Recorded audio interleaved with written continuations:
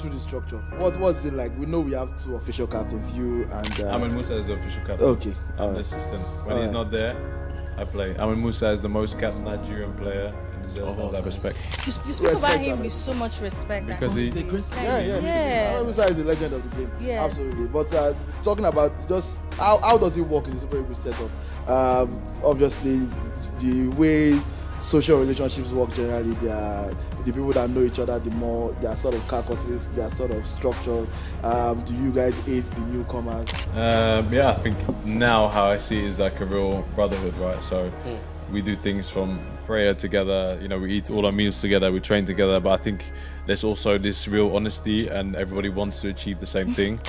Maybe that's also part of us, bar 2 players not having won an AFCON, want to do something special in the World Cup. So we all have the same mission, and I think regardless of how special players are doing at their club, whether they're superstars, because we have many of those in our team now, when we come together, everyone tries to just humble themselves and understand that we're working together on something special. So of course we have fights, it happens, normally behind closed doors. Sometimes maybe you see some of it on the pitch, but it very often gets patched over quickly. But I think that's normal. You know, do you like everybody in your office?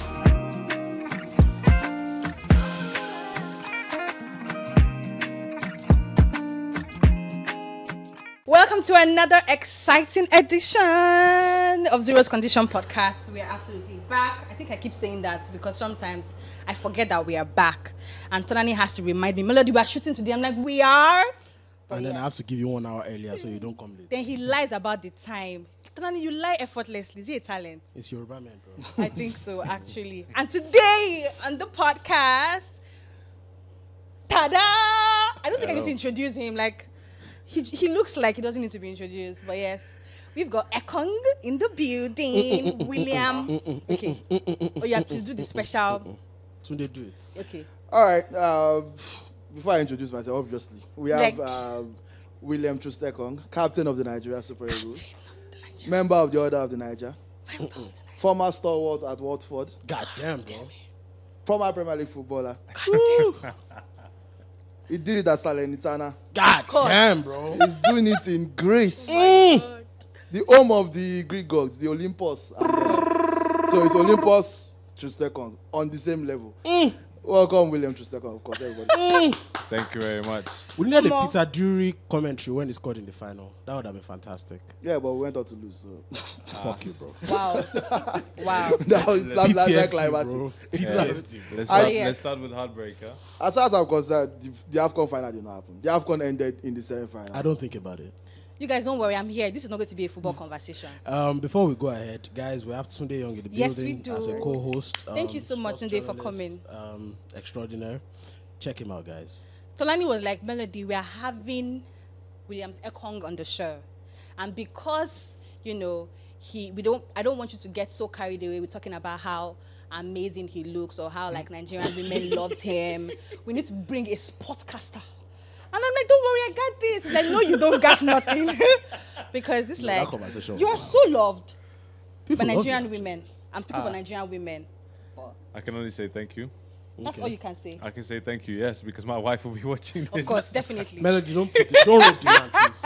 I beg you. But yes, we really, really like you. And we think that as someone who is not the biggest football fan that watches like Super Eagles play, I feel like you did a fantastic job as the captain of the Super Eagles. Thank you. At the AFCON, like the way your managerial skill, we saw how you were holding the team down. We saw all of that, and I was like, oh my God, this is so cool. So yeah, shout out to you for doing that. You were a fantastic captain. Thank you very much. I think this generation of the Super Eagles made people watch the Super Eagles again. Yep. Yeah. AFCON. Yep. Yeah. I think I would say that, and I think a lot of that had to do with the success or the run of the Super Eagles was built on defensive solidity. Sunday and I had some back and forth about that on Twitter in January, and it's a privilege to have you. I'm not saying that just because you are here. I'm saying it because it's true. You were a titan at the tournament, and we are really proud of you and everything you have accomplished. Thank you very much for coming. Thank you. Yeah. Thank you. I think this is the perfect time to end the podcast. I don't know. Because it's like such a high note. Like everybody's talking about how fantastic I am. I can go home now. Okay, nice shoes. How about that? Thank you. Okay, you're welcome. So, when did you come into the country? When did you land? I came in only several hours ago, so it's been this morning, non-stop. We had a lot to do here in Lagos. The main focus was obviously Uyo this weekend, where I have a lot going on. So, we wanted to make the most of the day today. So, I'm here now. This was one of the important stops that I was not going to miss. And I think we have 1 or 2 things left, and then tomorrow all roads to Uyo. Okay, all roads to Uyo. So, what's the biggest thing that you're here for? Do you want to talk about it on the pod? The biggest thing, of course, the biggest thing I'm here for now, this trip, the mission was to launch the Troost Ekong Foundation. We're playing a charity game on Sunday, the 2nd of June. It's a non-profit organization we've just set up. It was kind of sped up by the AFCON, and all how I was received after was something I couldn't plan for.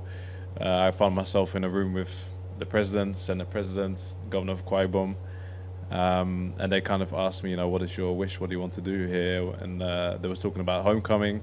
I didn't want to do that. I said I didn't want to make it any more about myself, but I did want to use this opportunity to actually launch the foundation, because it was one of those things. It was like a legacy project I wanted to do all my life, and this seemed like the perfect time for it. So Sunday the 2nd of June it is. Yeah.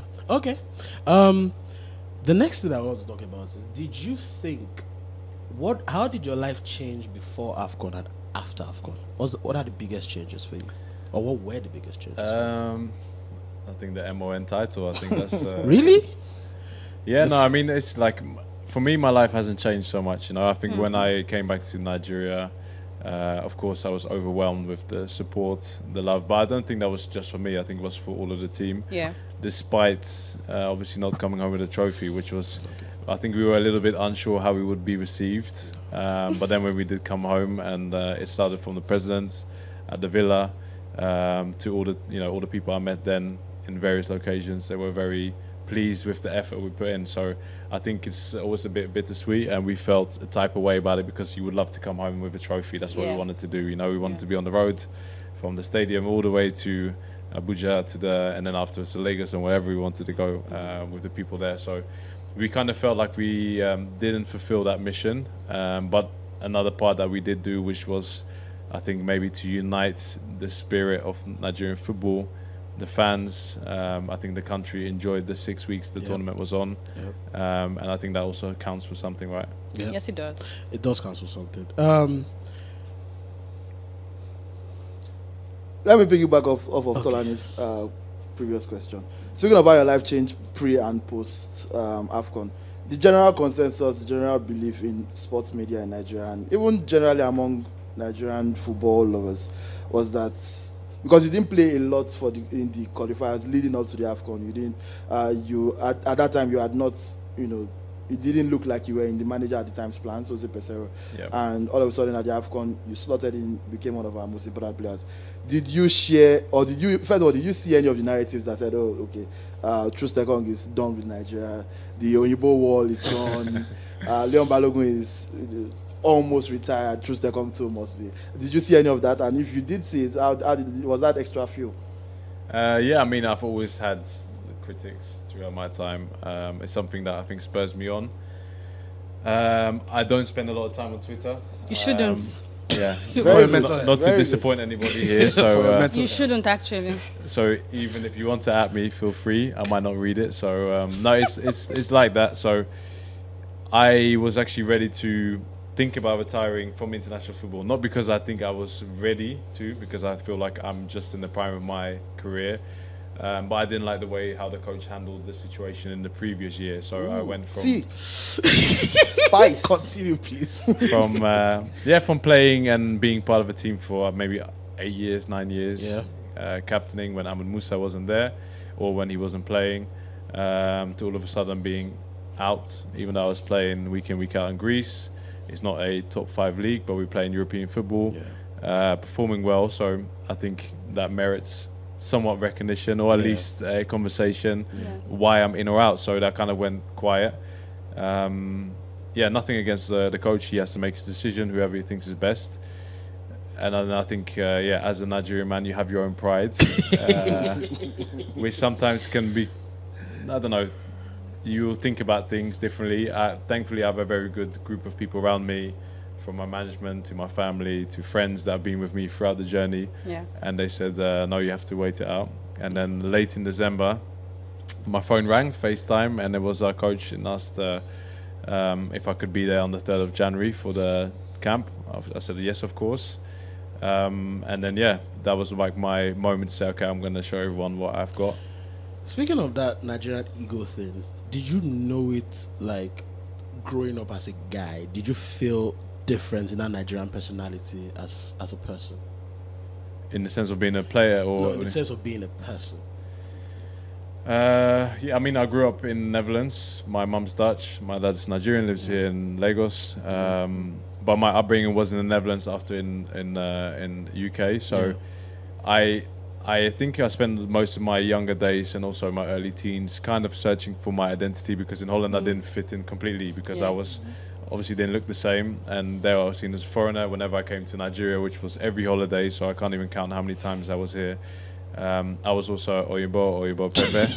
Oyinbo Pepper. So that's actually what they would have said. Yeah. So whenever we used to go to our local market, that was the kids will be singing that, you know. So, which is fine, and you embrace it. But yeah, it makes you just wonder. So I think when they used to sing Oyinbo Pepper, Yes, Shuku Pepper. So yeah, me and my siblings have an older sister, younger brother. Yeah, we would laugh at that, you know. It was part of what it was, you know. Didn't see anything about it or didn't feel the type of way, but it just made you question about identity, where I came from. And I think as my teens went on, I represented Holland under 19, under 20. I did an interview where I said I would like to play for Nigeria. But it just felt far out of touch. My dad wasn't gonna push me to go that way to play for the Super Eagles, because he's a football fan, but he had other plans for me and my siblings. Which is not football. Which isn't football, no. Because I mean, we were quite privileged to grow up in Not Europe. a lot. And yeah, I can understand it. So that was the one thing.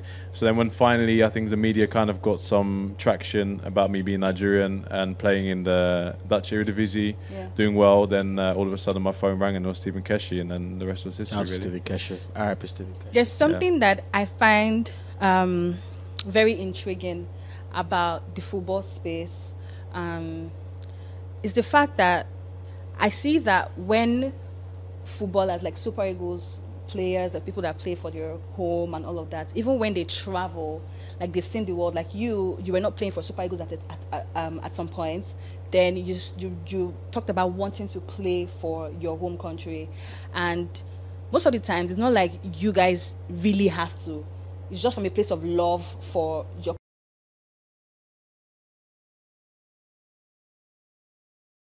play for your home country. Like they're so happy to be affiliated with their origin or where they are from, regardless of where they grew up from. But on the flip side, when it comes to like the entertainment space, right, we see conversations where we have artists who grew up in Nigeria, who now have like gone on to be super successful, they don't want to come and do shows in Nigeria anymore. It's like you guys don't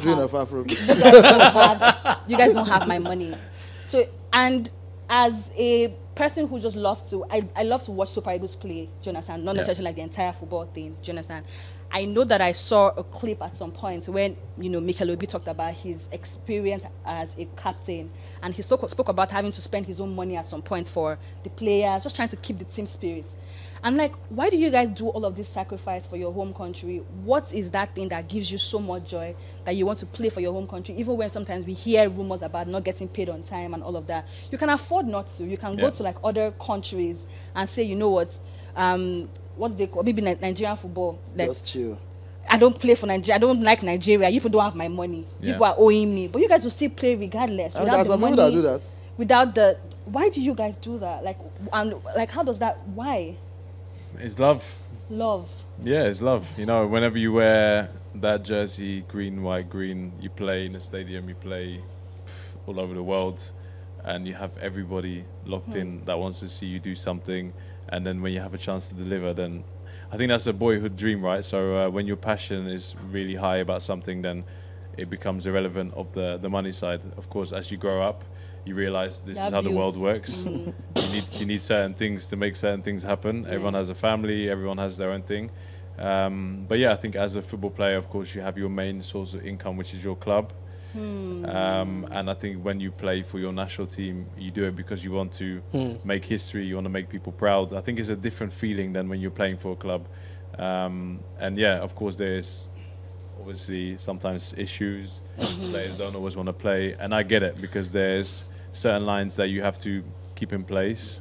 But in general, I feel like, especially with this team that we have now, is that everyone is there because they love playing for Nigeria, and everyone wants to make history. I think maybe that's the biggest motivation, and that can be for, you know, selfish ways, also just to make your family proud, to do something good for the nation.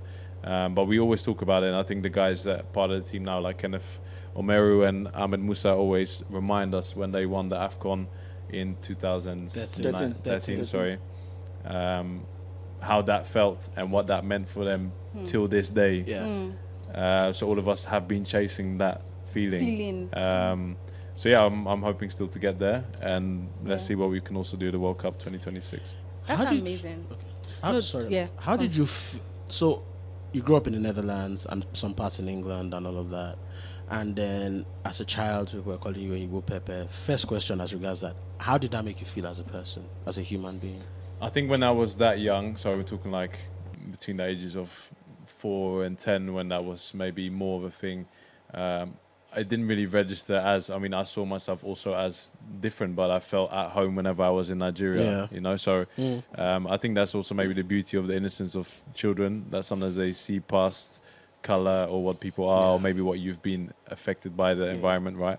And yeah, when you get older, then of course there's been some times where I felt maybe, especially the first time I came to the Super Eagles, which was also quite different, where we had only George Abbey, Peter Odemwingie, Leon Balogun, who were maybe ahead of me. I don't know if I'm missing one or two now. But yeah, the whole view was different for mixed race players or players that were of mixed heritage to come and play for the Super Eagles. Whereas now I feel this generation I've been part of has completely broken that barrier. So that's also been a journey. But as a kid, I didn't really feel type of way about it. I think when I became a teenager, early 20s, I wouldn't necessarily like it if someone said Oyinbo, but I also know that was part of the identity. And then at a certain point, I think me and Leon just embraced it when it became Oyinbo War. And everybody ran with it. So I didn't see it as like offensive, but I thought, you know, people want to identify, but they also want to let us know, like, you are, but you're not always there. Whereas now it's not even a thing that gets mentioned, you know? Yeah. You have a fella tattoo. Yeah. When did you get that? I think maybe 2 years ago. Ooh. Yeah. Who is this? This is actually a Nigerian artist who painted it. So I saw this painting and I loved it, and then I got it tattooed. So what about that one? This is my wife. This is my son. This is my son and my daughter walking in the garden. Oh. So I've got some space still left to fill. But yeah, the kids, I need to wait for them to be a certain age, because otherwise babies just look like babies, right? So I'm still going back to my question, but isn't this still painful? It is painful. But yeah, I love tattoos. I love art. I think it's a way for people to express themselves. It also kind of like documents your journey. And yeah, I think life is for living. So maybe when I'm older and I don't know, maybe I'll regret it. But I think when you're 60, 70, 80, you probably won't be walking around with a short sleeve t-shirt and all sorts. So it's not mentioning it, but you got them because they look cool. They look really cool. Yeah, but you have to love it, right? Yeah. You have to love it. That's the point. Back to sorry guys if I'm taking up too much space, but still back to my question about Super Eagles and everything. When you then came into the Super Eagles, of course, the Oyinbo thing was there. There have been some biracial players that have been playing in the Super Eagles before then, but it almost felt like you came in and you stood out immediately. I don't know. I think that's a fair thing to say, right? I think for me the thing that was different is that I didn't come to Nigeria for the first time to play for the Super Eagles. I'd been coming to Nigeria for a long time, so the culture wasn't new, the food wasn't new, the way the people were talking wasn't new. Stephen Keshi only spoke to us in Pidgin, so I mean, if you never heard that before, when I no go play, only in Pidgin. So that's why you have to understand. Even on the pitch, when he's passing message across, he speaks in Pidgin. Love that. Yeah, I think for me that was one of the reasons. Also now it makes it easy for me to relate and to understand everyone in our team, because we have a real mix of the inner boys crew and you know, the guys that are from here. Everyone has had some crazy stories in our teams that come up have been unbelievable. But I think, you know, there's this real respect now, and I sometimes feel like maybe it's my role also, besides the football, to kind of glue all the pieces together, which has also been done very well by, you know, the other leaders in the team, like Ahmed Musa, our captain, Kenneth Omeru, Wilfred Ndidi, Alex Iwobi, who's been almost one of the most capped players now.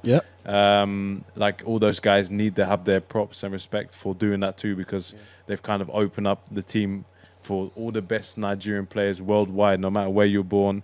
And that's how it should be, because even if you look at the other European teams that do fantastic, or France, those guys are not all they're not French. White French. I don't think there's any indigenous, you know, so French I mean, and same about England, we talk about the Netherlands, you know, it's a mix of teams. So why shouldn't we embrace that here? If there's someone who is, you know, mixed race, biracial, whatever you want to call it, but is the best Nigerian player for that position, let him come and play for Nigeria. Damn, bro, talk your shit. Okay. While we're still on that, I want to flip Melody's question a bit. She asked about, you know, what made you choose, you know, Nigeria. What makes you choose Nigeria over your other nationalities? And this is not just a question for you. A lot of people have been wondering this, actually. That I personally believe, and this is no disrespect to you, obviously, you know I respect you, but I believe that at the time that Alex Iwobi chose to play for Nigeria, out of all our double or triple nationality guys, I think is the, in my opinion, this is my opinion, this is not law, in my opinion, he's the only one that actually had a shot at playing for his other country. That's England. At the time he chose Nigeria in 2016. Would you have chosen Nigeria if the Netherlands were calling? That's the question. That's a good question. Probably yes, because I think if I was looking at the Netherlands team at the time, I think within my career, the clubs I've played, the level I've played, I probably would have warranted several call-ups. I don't think I would have got anywhere near 70, 80 where I'm at now. But yeah, I think I probably would have been around it. I think I remember also the 2018 World Cup. I was there with Nigeria, Netherlands wasn't there. And I think everyone was talking about...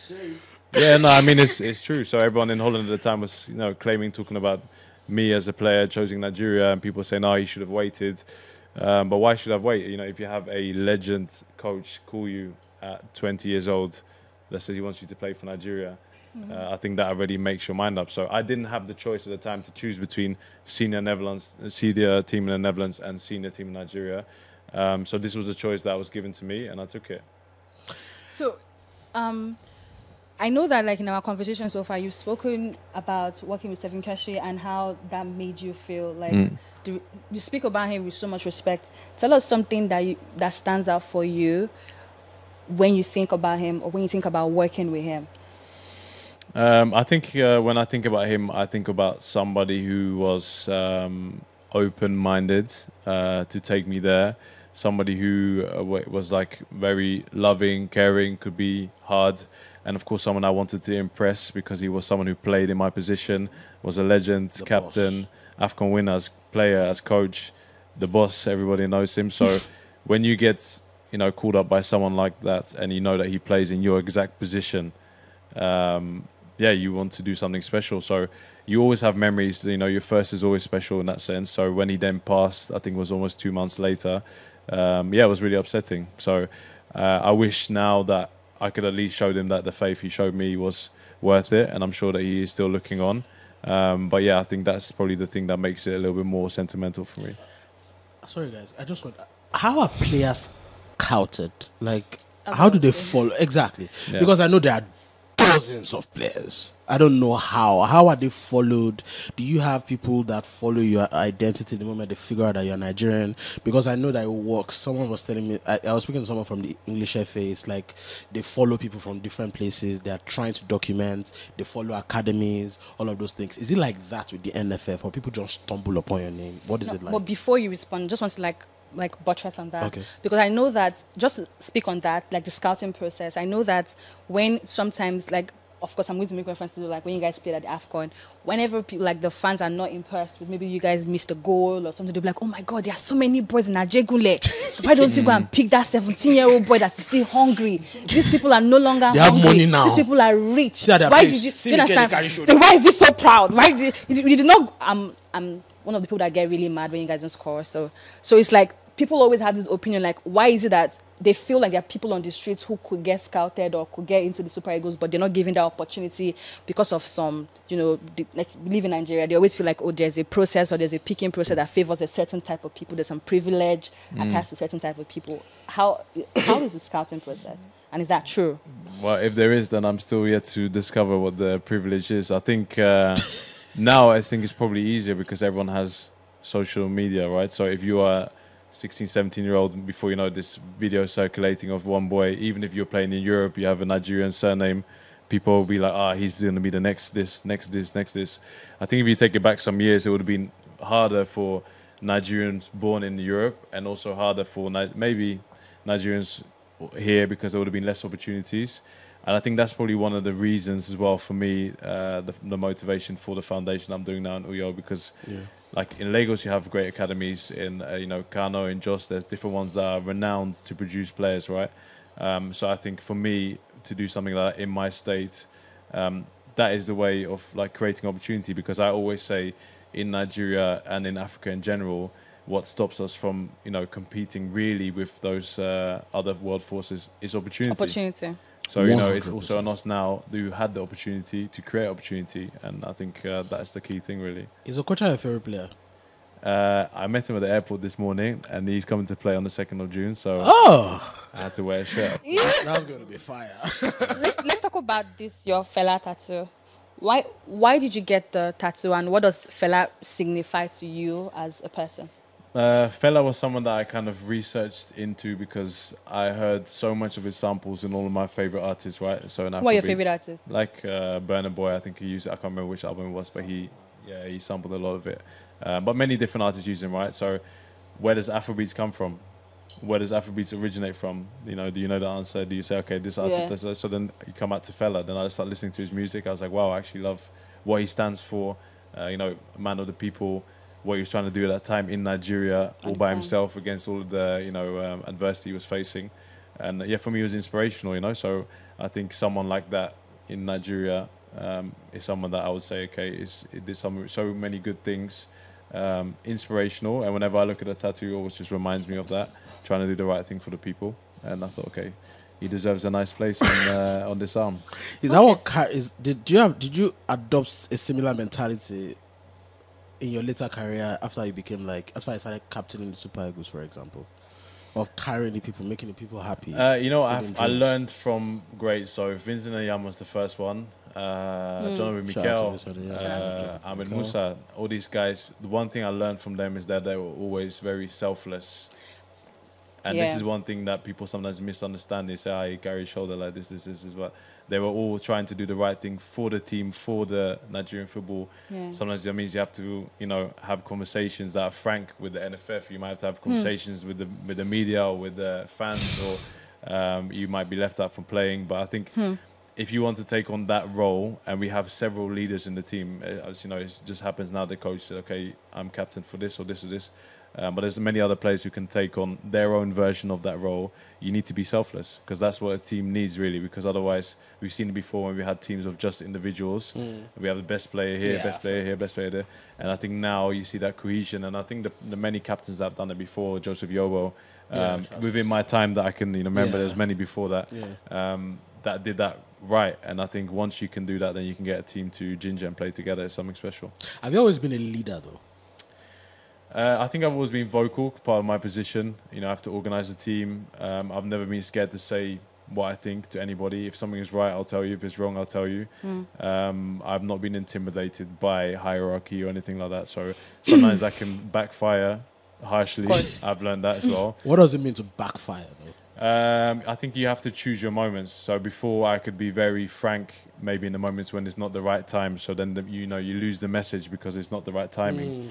So that's the one thing I had to learn. Also, you have to address certain people in certain ways. And I'm not talking about if you're talking to a president or a governor, even within your team, some players, you can be as straight as it needs to be, and that will ginger them. Some players, you tell them and they'll think, this guy, so it's like, depends. And I'm the same, I like when people are straight with me, because it makes me, if someone says, that was SHIT, I don't know if you say that. You can call it bullshit. Fuck. Tolani. So if it's like if someone tells me that in the game, it makes me switch on, makes me want to do more, like prove a point. And you can revert that to some players. Some players you can't. You know, with some coaches you can be very, frank. Some coaches you can't. So I think that was like one of the learning process of leadership. But I think I always had that within me that I wanted to, do the right thing and push. And you realize when people start listening to your voice that you have to use it for something good. Now sort of on the topic of the inner workings of the Super Eagles structure.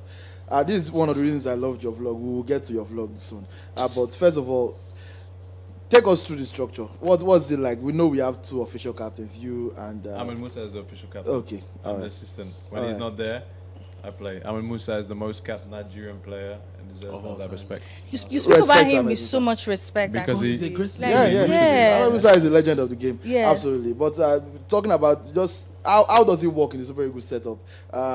Obviously, the way social relationships work generally, they are the people that know each other the more. They are sort of caucuses, they are sort of structured.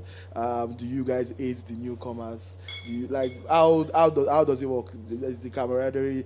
Yeah. The proof at the AFCON was that the camaraderie is very strong. It seems like you guys are very, very close knit. Yeah. A lot of our colleagues who were in the Ivory Coast during the AFCON gave reports about that as well. That even genuine friendship. Yeah, at the hotel there were always people together.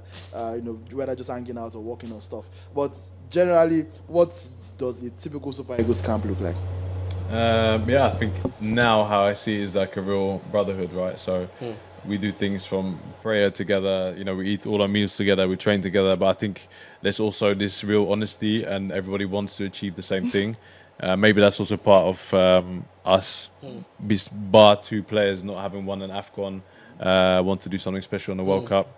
So we all have the same mission. And I think regardless of how special players are doing at their club, whether they're superstars, because we have many of those in our team now, when we come together, everyone tries to just humble themselves and understand that we're working together on something special. So I think that's something that is now ingrained. I don't think that's always been there. In my time at the start before, there was a lot more animosity amongst players. Of course, we have fights. Yeah, it happens, normally behind closed doors. Sometimes maybe you see some of it on the pitch, but it very often gets patched over quickly. Yeah. But I think that's normal. Do you like everybody in your office? Do you get everybody in your office? No, actually. That's part of the job. Not really though. I kind of like everybody in my office.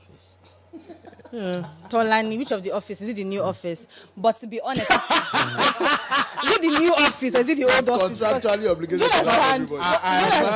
Because why you lying? I've been your friend for many years. I like in the new office, okay, we hear you. So are you saying I work in a toxic place? I don't know for you. So I need to ask you this. I need to ask you a personal question. Ask me. Why didn't you guys win? If I knew the answer, we tried. Sometimes I say this, funny enough, I was speaking to someone else. Football, sometimes I think from the fan perspective is like, if you want something to happen, it will happen. I feel like when people entered at the beginning, that first half, I feel like you people were very... It did from the outside looking. The first half felt like... It looked like a lot of you guys were tired. Yeah, it felt like you guys were tired. It felt like you guys were not even that. There was a way you guys played. I felt like you thought you were going to win the first half. I was so angry. I was like, there's no energy. We were winning in the first half, right? Yeah, they did win. Yeah, I know, but you guys, no. You guys were moving like you thought you were going to win the entire because we prepared to win that game. We gave our everything. It's the end of a tournament. It's not easy, some of the players were hurting. They were pushing themselves. There's many things that were going on. Sometimes you don't really see that back. You guys were hurt. Somebody broke injuries now. Oh, so wait, you guys were playing with injuries? I missed now 2 months. I had surgery after the AFCON. So there's different players. I'm not saying that's the key thing, but there's many things that go on in that game. It's also some players the first time they're playing the big final, playing Abidjan, 80,000 people that want Abidjan to win. Yep. Yes. They feel like they're unstoppable. They just came back from the dead twice. We've been cruising them. We had the upper hand. We beat them comfortably in the group stage game. Yes. Football is many factors, right? Speaking about Abidjan, how did that feel, bro? It was a special because game. We have allegations. We have allegations. I think I know what you want to say. Oh, you do. Shout out to that referee. when I catch him in this Lagos. No, but I genuinely feel like, Just joking. as someone who is not a football player, Yeah. as someone that is watching from outside or just... I've Let never me played tell you before. this for free. We wanted to win that game. All of us. After the game, people were crying. It was upset. We wanted to win that game. God didn't grant us that game. You know, then I said it before. Sebastian Haller scored the winner. He had cancer before. Yeah. You know, he came back. I saw him on the picture with his wife, with his kids. We all pray to the same God. Everybody wants to do the We same all thing. pray to the same God. We tried, and it didn't happen. And it's a heartbreak. Yeah. And don't worry, I won't forget about a moment like that. It's not like it any easier for me. Did you cry? If you see the camera, if you study closely, you might have seen one or two. Aw, That was upset, of course. You're so close. so close. But we will do it. Don't worry. Let's give you a pass now. If you could blame one person. Nah. He's never going to do that. Like, You can he's blame not- the fired guy. Not even the ref. He's not going to No, do no, that. no. Because even Jose Pesero needs to have his props because No, he he does. unlocked that team does. for I that agree. tournament. I agree. People can say what they want to say, agree. but we went I agree. there. I'm sure some of you people would have said, We these didn't guys think are you going to were go going to out win. after I the didn't first think you were game. going to get These it. Yes. guys are going home. They're going home. They're Did you see going that home. They're report? going home. Did you see that? We didn't see anything. We were just together and we said we're going to go and win this tournament. And I think that's one of the things that I think the team needs to be commended for because Nigerians started believing in us from quarter-final, semi-final, final. 100%. Not before. There's video evidence. True, that- fair No, I enough. believe, okay, True, then- true. I know, but there He was did. plenty. But I also believe that the coach sort of ran the team into the ground. Like I said, it looked like you guys were not at optimal level at the It's, final. hindsight is a beautiful thing, right? You know, if we would have gone now, we would have played that game, played bad, 1-1-0. Everyone said, it was fantastic. Actually. So it's like Even if the other team hit the post like 7 times. it could have Yeah. happened, but like it's one of those things. I think he tried, and how I saw how he prepared for the game.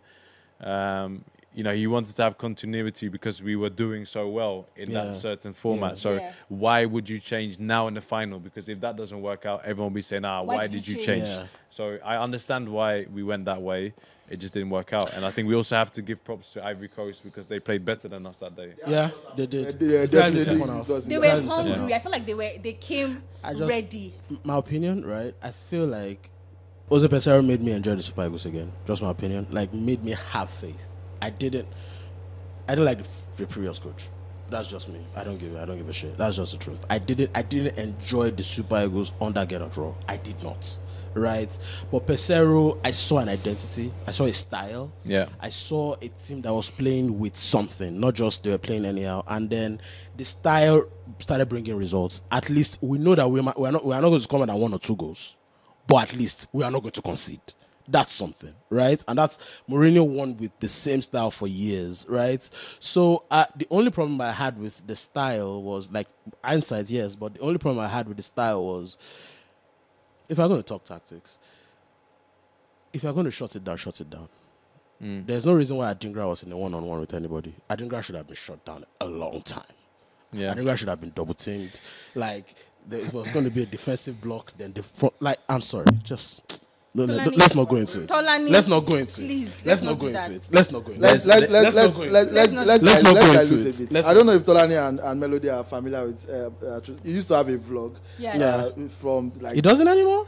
it does, like, I don't know why, and I want him to like tell us, because if you don't know, just go on YouTube. And But you need to watch out because now, I'm telling you, this 2nd of June, we're doing something very special in New York. We have more cameras than ever that's going to be doing that. Not for me, it's because I want to show everybody what we can do all together when people get together and actually be able to do something special to help underprivileged children. So if you've been following my YouTube account, and that's one of the things I wanted to show, like an insight of the camaraderie of the team. You know, I stopped at a certain point because I felt like people, you know, kind of held that against me then, that I wasn't doing what I was supposed to do. Fine. You know, yeah, so that was one of the reasons.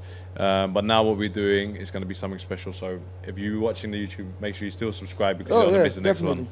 You heard it here first. The thing with the vlog, and I keep going back, like, it didn't feel like a show. It was real life. Yeah, it That's felt organic. I felt like I was actually in the Super there, Eagles camp. yeah. I felt like I was in the And team how did bus. that feel?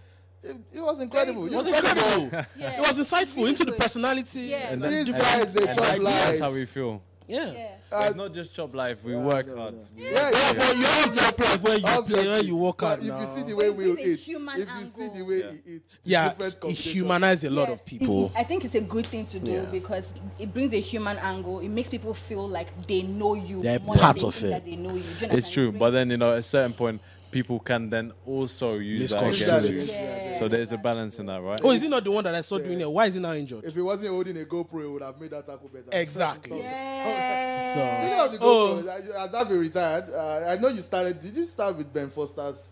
Yeah, he was my GoPro? team at the time. So it was Yeah. like COVID time. There was no fans. He was onto something special there in England, but also he was in a different headspace. He was 37, 38. Yeah. He was going to retire, and he was basically saying F to everybody. I'm going to do what I want to do now. And I was at the time 27, 28, and I still like to think I have the best start of my career ahead of me, Where's the best country you've ever played in outside of the Netherlands? Football, Premier League, Syria. No, the best one that you played in.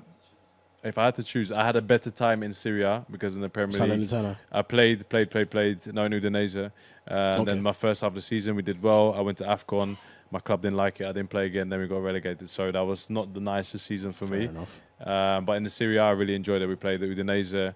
I think I really learned my craft. Was after the World Cup. I was 24.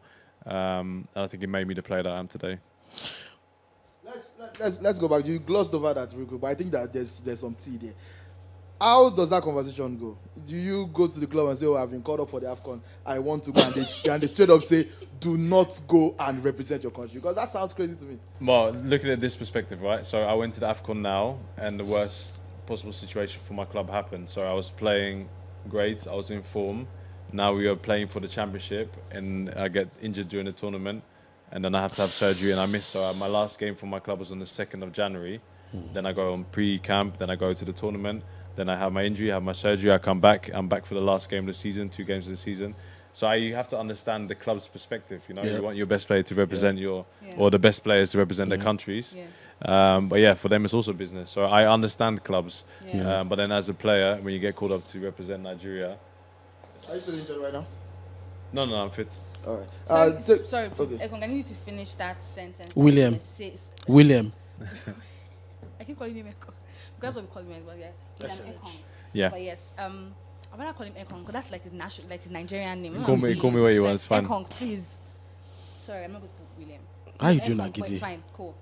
I need you to finish that sentence that you were saying. Like when you get called up by Nigeria, I need like people to hear. So when your country calls you, what should you do? This is not for footballers. This is for people that will not come to Nigeria again. To come and do Afrobeats show. So when you get called by your country, should you come? Of course not. Say, of course now. Well, music does not have a national team now. Hello, please. Hello. Be We careful. Be very careful. The subject of patriotism. Have you learned the new old national anthem? What do you think about that? Listen, when it comes to that moment, I think you won't see me singing just yet. I need some more time to rehearse. Oh, you don't. You have multiple passports. You don't have to learn it. It's for us that have one passport. Let me tell you something. Even some people that have, I see some English boys when they are playing their national anthem, they are just mute. You don't have to learn it. To be honest, if I was you, I would no, this other one, I like that last one. Exactly, me You too. prefer the last one, right? Me too. I don't prefer because I don't know the new one like that, but that. I enjoyed singing Singing the the last The one. last one. It gave me that Ginger. The Yes, ginger. Vim. What do you think about Nigeria, generally? I love it. Of course. Of course. Of course.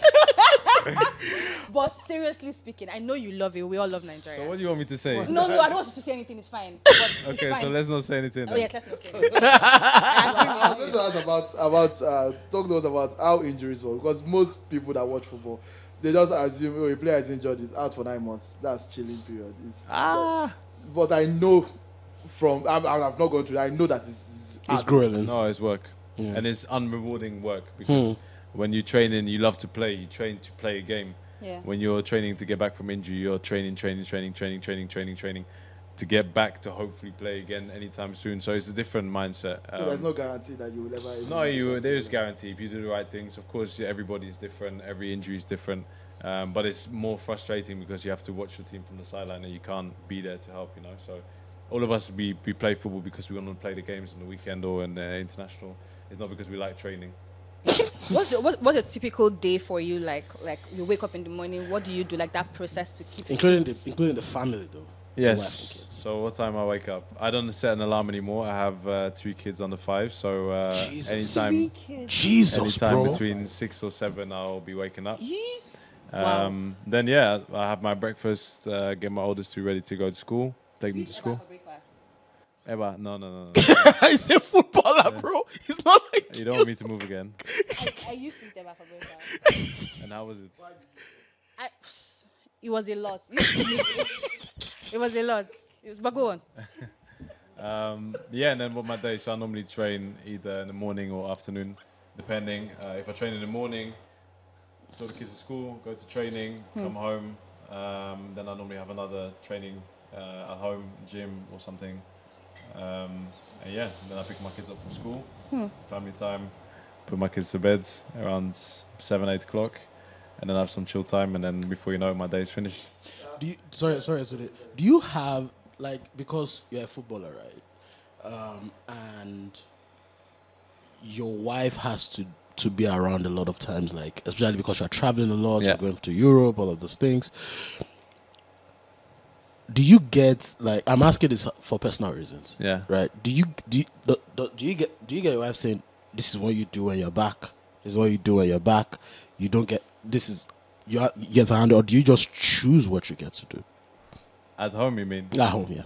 I mean, I like to be hands-on with my kids. You know, I have, I think one of those things that I'm privileged to have so much time with them. It's not easy. It's stressful. Sometimes it's harder than being at training and the coach is asking me to run up and down anyhow. But, you know, I love them. And, I think it's nice to spend time with them because I also can get closer and, like, you know, understand what they're about and also teach them about life. So I try to do as much as I can. But, of course, there's moments where I have to say, listen, madam, this is not your work because I need to rest. So it just depends. Yeah. But does it, again, personal reasons, does it... do you have an extra thing at the back of your mind that this woman is here a lot of times that I'm not here, and I have to at least make up for it sometimes? Of course. There's moments like it's not easy being away from your kids for 7-8 weeks, AFCON, for example. But at the same time, I think we have a good relationship, understanding where she knows this is my job, this is what I need to do. It's not because I'm playing football just for fun. And you know, as you get older, you have to look after your body better. So there's times where I need to rest, and I think you just have to divide those roles. But when I can, I'm never shy to help. Sorry, one last question before you go, Tunde. How is it like moving, like, your family?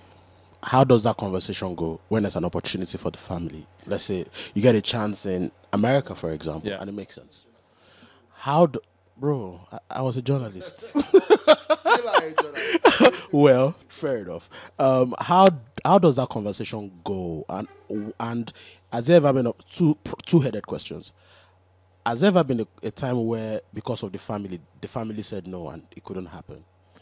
Yeah, I mean, I wouldn't put my family in a situation that was difficult. I think now my criteria has also changed. You know, when I was 24 and under, I didn't have any kids, so it was more easy to move here, there, wherever business was best, and maybe the best was for my career.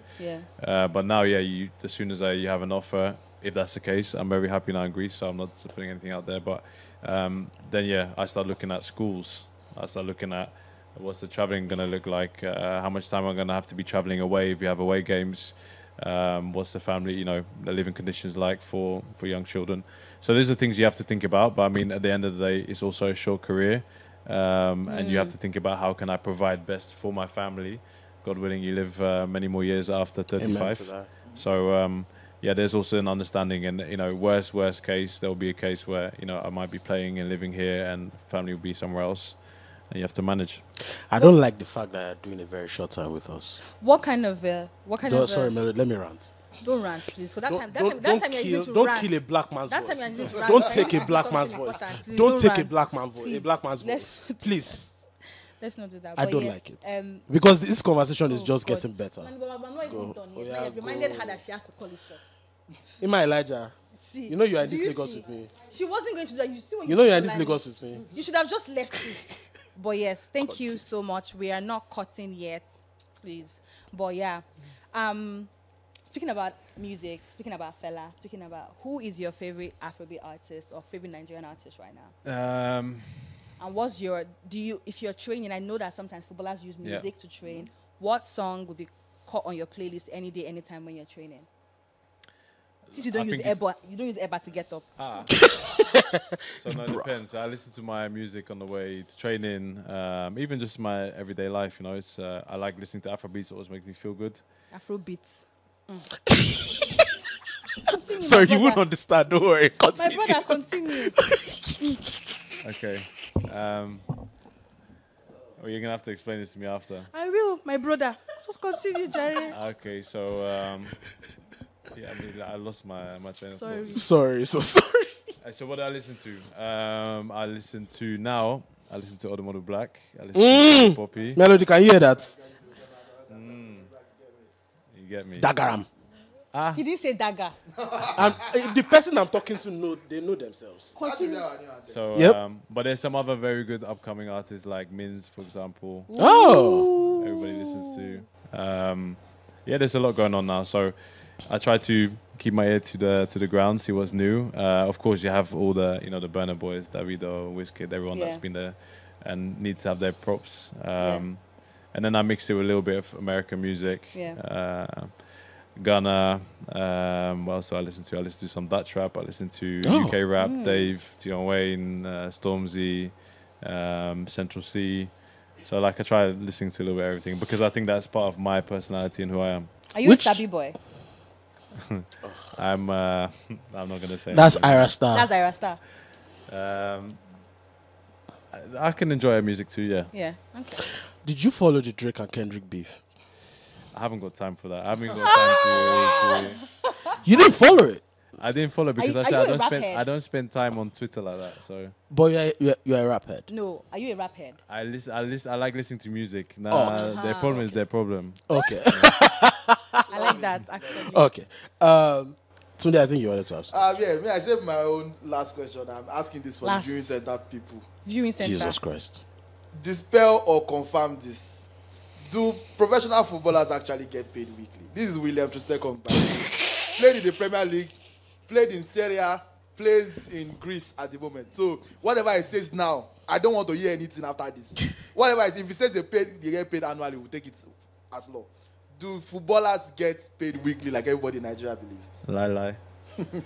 They don't. No, they calculate. Depends. Some countries they calculate weekly, but you won't be. From what I know, I can only speak from my own experience. You won't see anything that's dropping every week now. Wow. So it's not like you're getting Pakam every week. So not to pocket watch. So when do you get paid? But it's not weekly. It's not about the money. It's because I love the game. Oh my God. William. Ekong. Call him Ekong. That's where his name is William. Don't be saying, just say Ekong. Okay, call him Troost then. Since you want to be aggressive. Call him Ekong. William, right? What's your Nigerian name aside from Ekong? Akpan. What? Akpan. I'm the first one now. You pronounce it with two very different No, pronounce ways. it. No, what I'm saying is not what you're saying. Wait, what's the pronunciation? Akpan. I said, no. The first one. Akpan. Oh, Is that it? Okay. Yes, Akpan. it's Akwa Ibom now. It's not Akpan. No, it's Akpan. Okay. Akpan. Sorry, I know this because I said in Akwa Ibom. It's not because Ooh. They want us to go so bad. But you're not going to let me. I'm not going to cut the show. No. Because guess what? You can't come in here and tell me to stop. But I can get up and leave, right? That's actually better for you, Joe. Oh my Wow. God. Wow. I thought we were friends. Wow. Don't make me. Wow. We thought we were friends. Wow. We thought we were all Thought we're cool. cool. Yeah. We're friends. Captain. But I told you, No. I say as it is. I can be nice. But if I have to be... Of course, we saw that. We saw that. So I'll just open my But laptop. thank you. Super Eagles captain Troost Ekong storms Out. And does not respect the motherland. I'll have a picture of you looking very angry. And Super Eagles captain takes the way of Afrobeats artists. Thank you so much for coming. Okay, I can see where this Afrobeats came from. Exactly. Passive aggression, bro. And it's okay, regular aggression too. Yeah, but thank you so much. It was so nice having this conversation with you. Yes. I think that for someone like me who is like not a big football fan, like I just watch it. You just criticize us, I understand. When you guys are actually, that's the truth. Goal, but I think that you guys made us super proud at the Thank AFCON. I think it was so good to see. And I also want to say something about Ahmed Musa. I think that he has done like a good job with being like the captain of the Super Eagles. He's done more than a good job, yeah. Yes, and it's actually very beautiful to see how, I think I learned a lot from seeing how the captains of Super Eagles talk passionately about supporting like the team, regardless of whatever they're dealing with NFF. And I know that you mentioned something earlier where you said that sometimes you need to have those stern conversations with NFF. What is that like? Have you ever had to go meet them and be like, no, you have to do right by my people? I feel like this is the last question headline. Yes, it is. What's it been like? Yeah, I mean, we're honest with each other. I think the NFF have done a great job now. I think they've supported the team. The new sports minister who's come in now has been very good as well. He supported the team. I think, when we have that support from government, from sponsors around NFF, which is needed, not just for only the Super Eagles, you see the results. I think the proof has been in the pudding. So, shout out to the sport minister. That's the sport. Thank you, ladies and gentlemen. Thank you, William, for pulling up. Really appreciate this. Ekong. Very sad that we wouldn't get the full 2 hours, but we'll take it. What we have. It's been a lot. We stretched it to over 1 hour. Ima is mad behind the camera. It's not up to 1 hour. Wow. It's not up to 1 hour. They stopped recording already 15 minutes. They didn't stop recording. Thank you for coming. Guys, we're about to go on a break. Don't worry, the show still continues. Conversations continue. Whatever you miss on the show, you are going to get on Monday on all streaming platforms and wherever you get your podcast.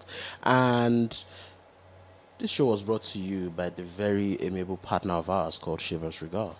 Thank you very much, and buy a bottle of XV. See you soon.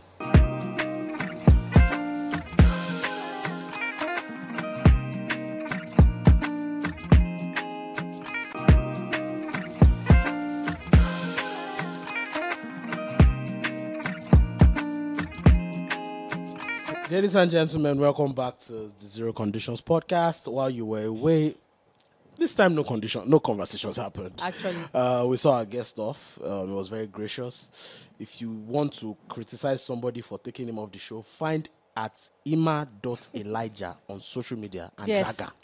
Like she literally former senior reporter of news at Pulse. Yes. Find her on LinkedIn and use it to find her on social media. Exactly. Drag her. She made him leave on time. Yep. But yeah, that was a good conversation. I'm casting him. She didn't, but that's my agenda. That was a very good conversation. I thoroughly enjoyed it. As someone who is not like a music person, I was so upset. Like, why do we have to end this right now? Tunde, how did you feel about it? All right. He's very well media trained. Yeah. I tried to lead him. Yeah, you leading him. I tried to lead him astray. Well, he didn't bite. Shout out to him. He didn't bite. So Ima was mentioning something about the fact it's not media training, that's who he is.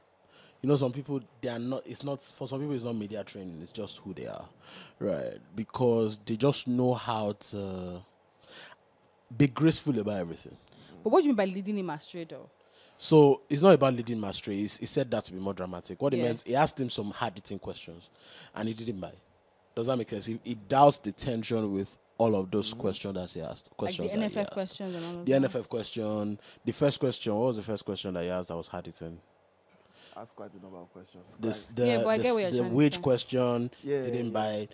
There was another question where he didn't buy it either. I'm sorry, I'm just asking because I'm not like a sport person. So the wage question was not an honest question. I don't know, just generally in life, people don't like to talk about how much. This is the first time I'm hearing that they don't pay them weekly. They don't pay them weekly. But lots of people seem to believe that footballers get paid. So here's how the money for footballers work. Tony has never played football in his life, but let's hear him. Bro, I know things. All right. This is what I know. Yeah. In England, for example, where the money for footballers, like you are getting taxed. I think the tax is about 48% or about 50%. I don't know. I'm not confirmed that yet. There is a way that footballers move that doesn't allow them to, because are you paying 48% of your earnings? That makes no fucking sense, right? So what I know that reportedly, allegedly, that happens is before a player signs to go to certain countries, you register an image rights company. right? The image rights company doesn't pay as much taxes as that. So the image rights company becomes the administrator of your earnings. So the image rights company also doesn't pay up to 48% of the wages, of the taxes. So what happens is, I think it's about 30 something still. That's still high, quite high, but it's not 48%. So what happens is, the image rights company, when you pay money to the image rights company, the image rights company pays the player. So I believe the money comes. It depends on the system in terms of what I've gathered.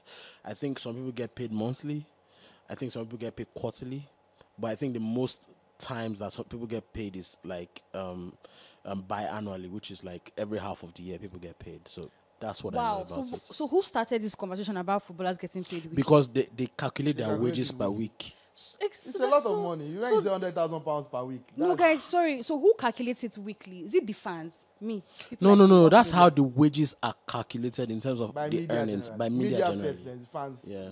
So they calculate their money weekly, then pay them like over a period of time. Yeah. It's not like they're getting paid weekly. Yeah. Oh. And some people, that's not just the money they are making. No. Some people, they make like bonuses, appearance bonuses, goals bonuses, assist bonuses. That's performance-related bonuses, basically. Huh. It's blood money. So do they make more money than Afrobeat artists? By far. Adia disagrees. We've had this conversation on Twitter before. Adia disagrees. He says the gap is not as big as we think when you factor touring and other ways. Let's break this down. Let's break this down. For all intents and purposes, the highest earning Nigerian artist is Burna Boy. Mm-hmm. Is that fact or we're assuming? That's a fact. How do we know? Because what are the revenue streams of a typical artist? Touring? No. Let's even start from the direct streams. And direct royalties, which is like, and then you're talking about publishing royalties, right? You're talking additional royalties, touring, which is performance related. You're talking about image rights, which is commercials. Touring. Direct revenue. Let's say over the past year, who has been the artist with the most monthly music listener for the longest amount of time? Probably be Rema. Right? So let's say Rema has had more streaming royalties than Burna Boy, strictly off the fact of he's had a bigger song, one, that is quite monstrous, that became a top 5 song on the Billboard Hot 100. That is no mean feat. That also became a massive song across the world. Calm down. So let's say, yeah. And I also hit 1 billion streams on Spotify. Yeah, of course you're going to say that. Shout out to your employers. Then that's number one. Let's say that's Rema, but not quite far off is someone like Burna Boy, because in the last year he's released an album. He's done the song for Black Panther. He's done some really impressive numbers. That's number one. So publishing royalties is Burna Boy. Some ad everywhere in the world you are saying Burna Boy's music. It's ridiculous. Some music everywhere. Some album.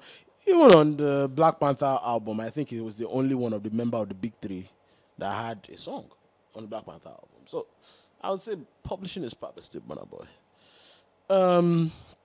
Touring, absolutely Burna Boy.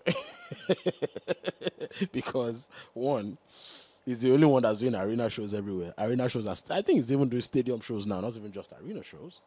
So he said he's doing stadium shows now, and the consistency with which he's doing stadium shows, nobody's doing it on his level. I'm not even sure. But didn't John Bellion, I was about to say that. John Bellion basically tell us, the non-music insiders, that money belongs to the labels? I'm coming somewhere. Exactly. I'm guessing somewhere. Right? So that's something, right? And then the image rights, which is the endorsements. So Burna Boy has a lot of incredible endorsements.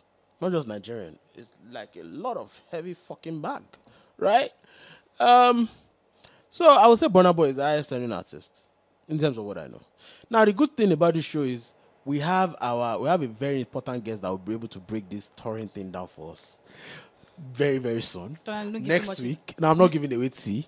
Someone will be able to provide some insights into how it how goes. this touring works. Now, but the good thing is, John Bellion took him. John Bellion, he was giving the example. We're using this to jump Yes, into the now, yeah, conversation. of course. So before I wrap up that conversation, I don't think there's any way in the world Burna Boy is making this as much money as Victor Osimhen. It's just not possible. I'm sorry. It's not possible. Because who is the highest paid Nigerian artist now? Victor Osimhen, right? Yeah, his last Napoli renewal is estimated at about 200,000 euros. Nigerian artist or footballer? Footballer. At about 200,000 euros weekly. 200,000 Estimate, euros. because nobody Estimate. really knows this. Know thing, what so- the amounts, yeah. Nobody knows the exact That's a number. lot of money. Exactly. I can Hey, say God. it almost confidently that the money for for artists it can be seasonal sometimes, but when you're a big artist, it might not be seasonal. But the severity and the range of it, the heft of the money, it varies. Surely, Poppy sat down here and said, "Music money is blood money." Music money is still blood money, melody. Because if But I'm the blood, no red reach the one of footballers. No. The truth is, if I'm making 20 million, 25 million naira in a week, that is still blood money. From shows, it's still blood 25 money. million If I'm making 25 million from one show, naira. yeah. Let's even say now I'm not doing like 5, 6, 7, 8 shows in a week. Where I'm earning at least 25 million naira. I'm sorry, bro. Do you understand? That's a blood lot money. of money. Still, it's not 200,000 euros, but it's still blood money.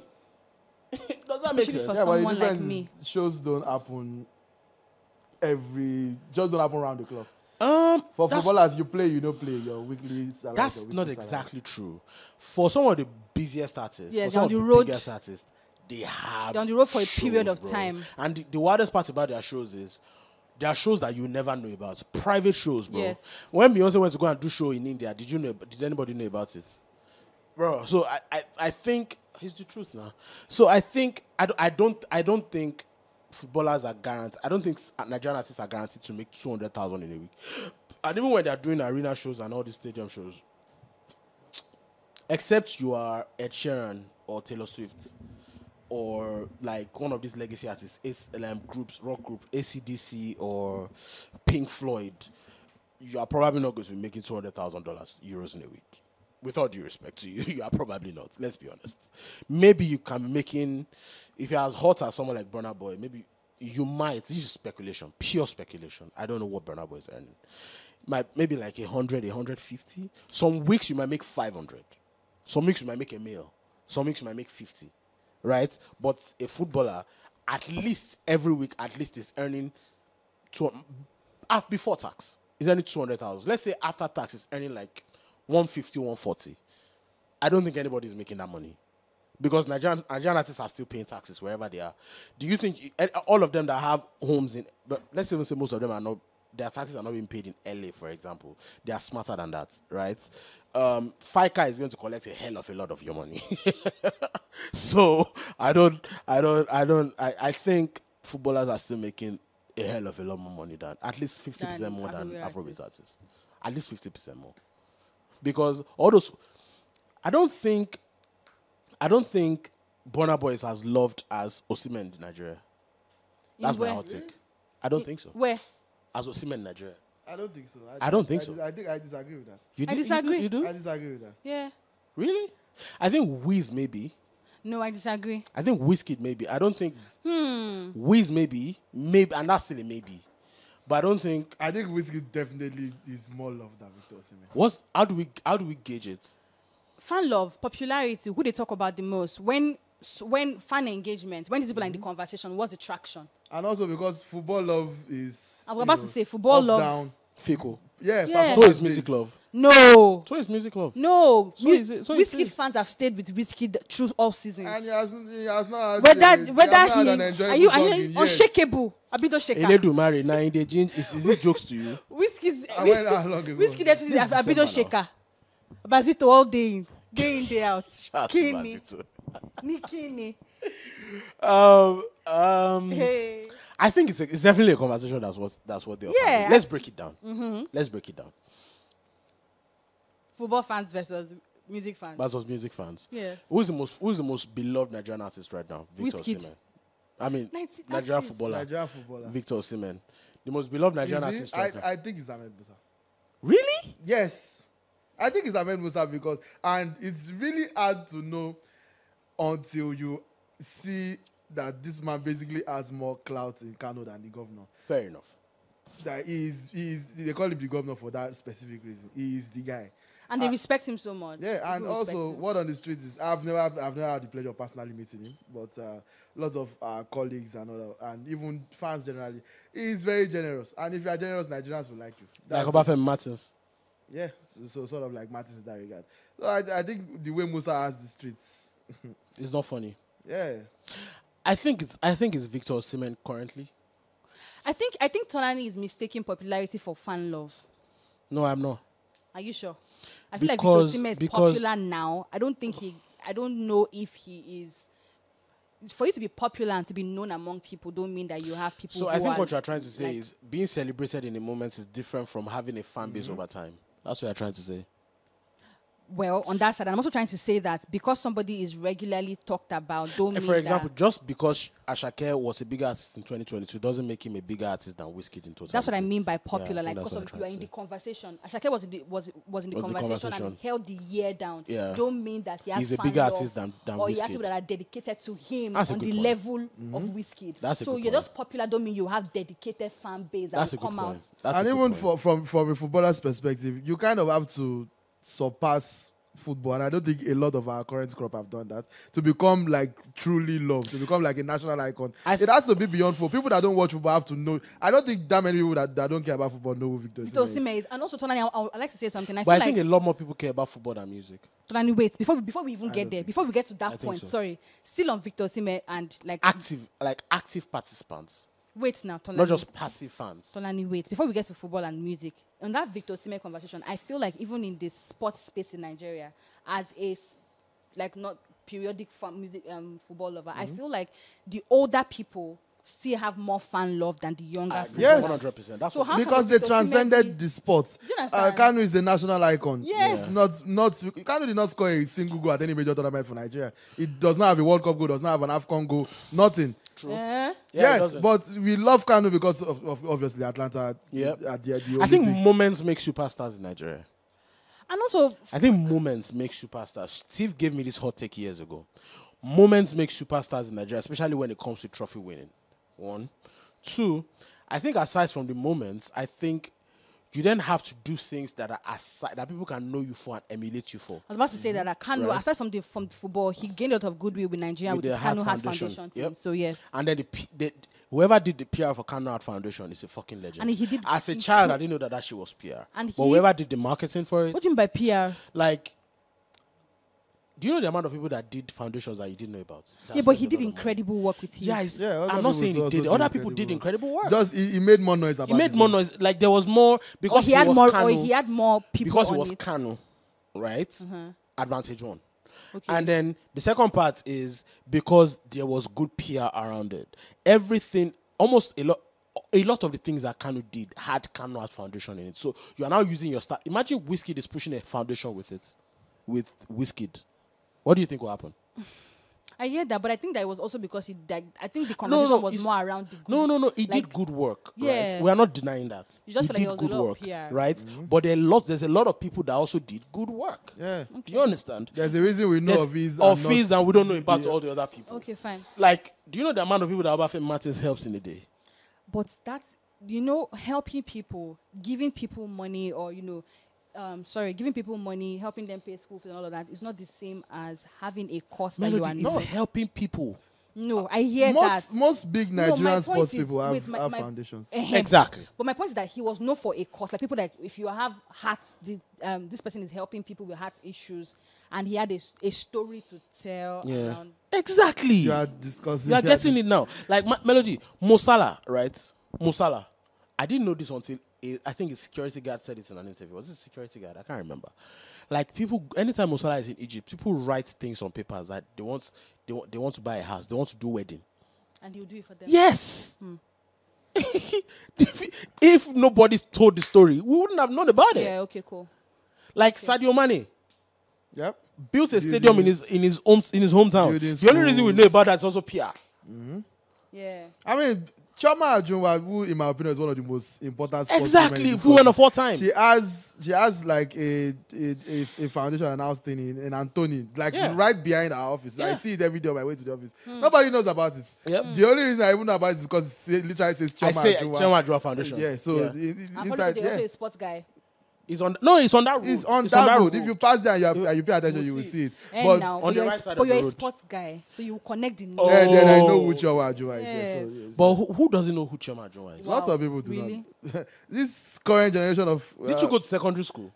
Tolani, Do you know why? Because literally in the English textbook in JSS2, Chioma Ajunwa's story is literally told there. Nigerians are literally staying at home to buy. You went to secondary school 2 national anthems Do you ago. understand? Nigeria, the young people that we have now, they are staying online to buy meme. Fair They are buying meme coin. Meme coin low hot, low. Oh, sorry, Chioma Ajunwa. Secondary school students They are are losing awake. money to Davido. Oh my god. Meme coin low hot, low. You pay one from Oh around my meme God. coin. So you guys don't think footballers are more popular? Let's say let's it's do that. popularity and fan love, right? Popularity and the size of fan base. Yes. You guys don't think Osimeh has as big a fan base as Wiz? No. Because first of all, generally speaking, footballers don't even necessarily always have fan base. Like When you win, we love you. there are people that, because you are our best player right now, support you. Maybe since Martial FC and co, that footballers have started like having, and it's not even everybody. Let me give you a hot take. When a footballer succeeds, the entire country is their fan. Yes. But it's not just that one footballer that succeeds. And guys, But as at last year, for example, I'm not trying to take anything away from Wiz, right? I'm just having a conversation. Right? how are you clearing that? Who think you're trying to take away? the Because fear of FC.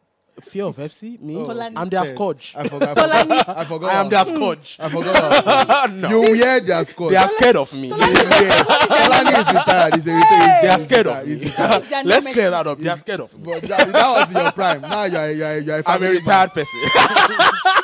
Fuck you, bro. Well, true. Fair enough. It's true.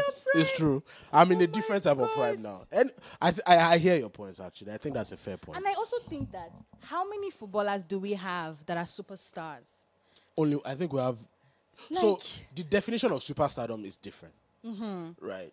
So, they are superstars because of their status in the world of football. Yes. Like, they are winning all the biggest titles, Yes. the highest goal scorers, which Yes. is where Osimeh falls. Yes. We don't Away have a lot from of, that. Yeah, we don't have a lot That of footballers in transcend that that. category. I think maybe We've never had Lookman. one. Eh? I don't think we've ever had a footballer successful outside of Nigeria as Osimeh in terms of what you are I hear doing you in because Europe. he also won Capo Canoniere. I don't You guys say that we've had- again. I don't think I think Osimhen is the biggest Nigerian footballer ever. I think in so. my opinion. I think so. Why? Tell me the And I'm not talking of your entire career. I'm talking of the heights that we have lots of players that have won the Champions. Osimhen has not won the Champions League yet. Yeah. I'm talking of like individual standing in the game. Yeah. According, it's until the next Ballon d'Or. He's still the 8th best player in the world. He was Yeah. ranked 8th in Ballon d'Or. Yeah. We've never had a player ranked that As high. He's the first Nigerian player to be best in Africa since 1999. The last one was Kanu. So. And the last one, and even Kanu that year didn't have a great club year. He didn't have a great club year.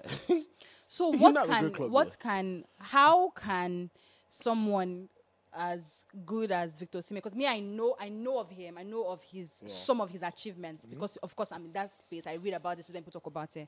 But how can someone like Victor Osimeh, I'm even surprised at some of the things you're saying, despite the fact that I know how successful he has been. How can someone like Victor Osimeh, a footballer of that status, be a superstar, like be able to amass the kind of fan love that My theory is that Not just that. the current generation they've not integrated well with pop culture, because it's a thing. You are the superstar, but like do they know you in the streets? Yes. Are they feeling you out there? Do they know about you away from the football? way CDQ used to hail Agbafians Martins in 6 out of 7 Oba tracks. go. Nobody does that for like Osimeh that one song. But yeah, like basically, can you transcend football? I think it's much harder now. That's my hot take. Huh? Yeah. With Nigerian artists that are singing and mentioning. No, that's not what I'm saying. I think it's much harder now to attain the levels of... Kanu and Okocha were synonymous with football. I think I need everybody to understand that. Like, you think football, the first name... Your Out of mother Nigeria. didn't know anything about football. She knew Kanu and Okocha, Yes, I agree. right? Okocha and Kanu, she knew them. Yes, I agree. right now, like at the time, part of the reasons why they were that was because their styles were. Kano had the moments, which is Atlanta at 6. Then the under 17 tournaments just 2 years or 3 years prior. So moments, Kano had that, right? And then aside from that, he won the Champions League with Ajax in 95, a year before 96, right? So moments were in favor of Kano. There's a big thing I'm not mentioning for Kano. Okay, which is another thing that they lack now. You want on the Chanel?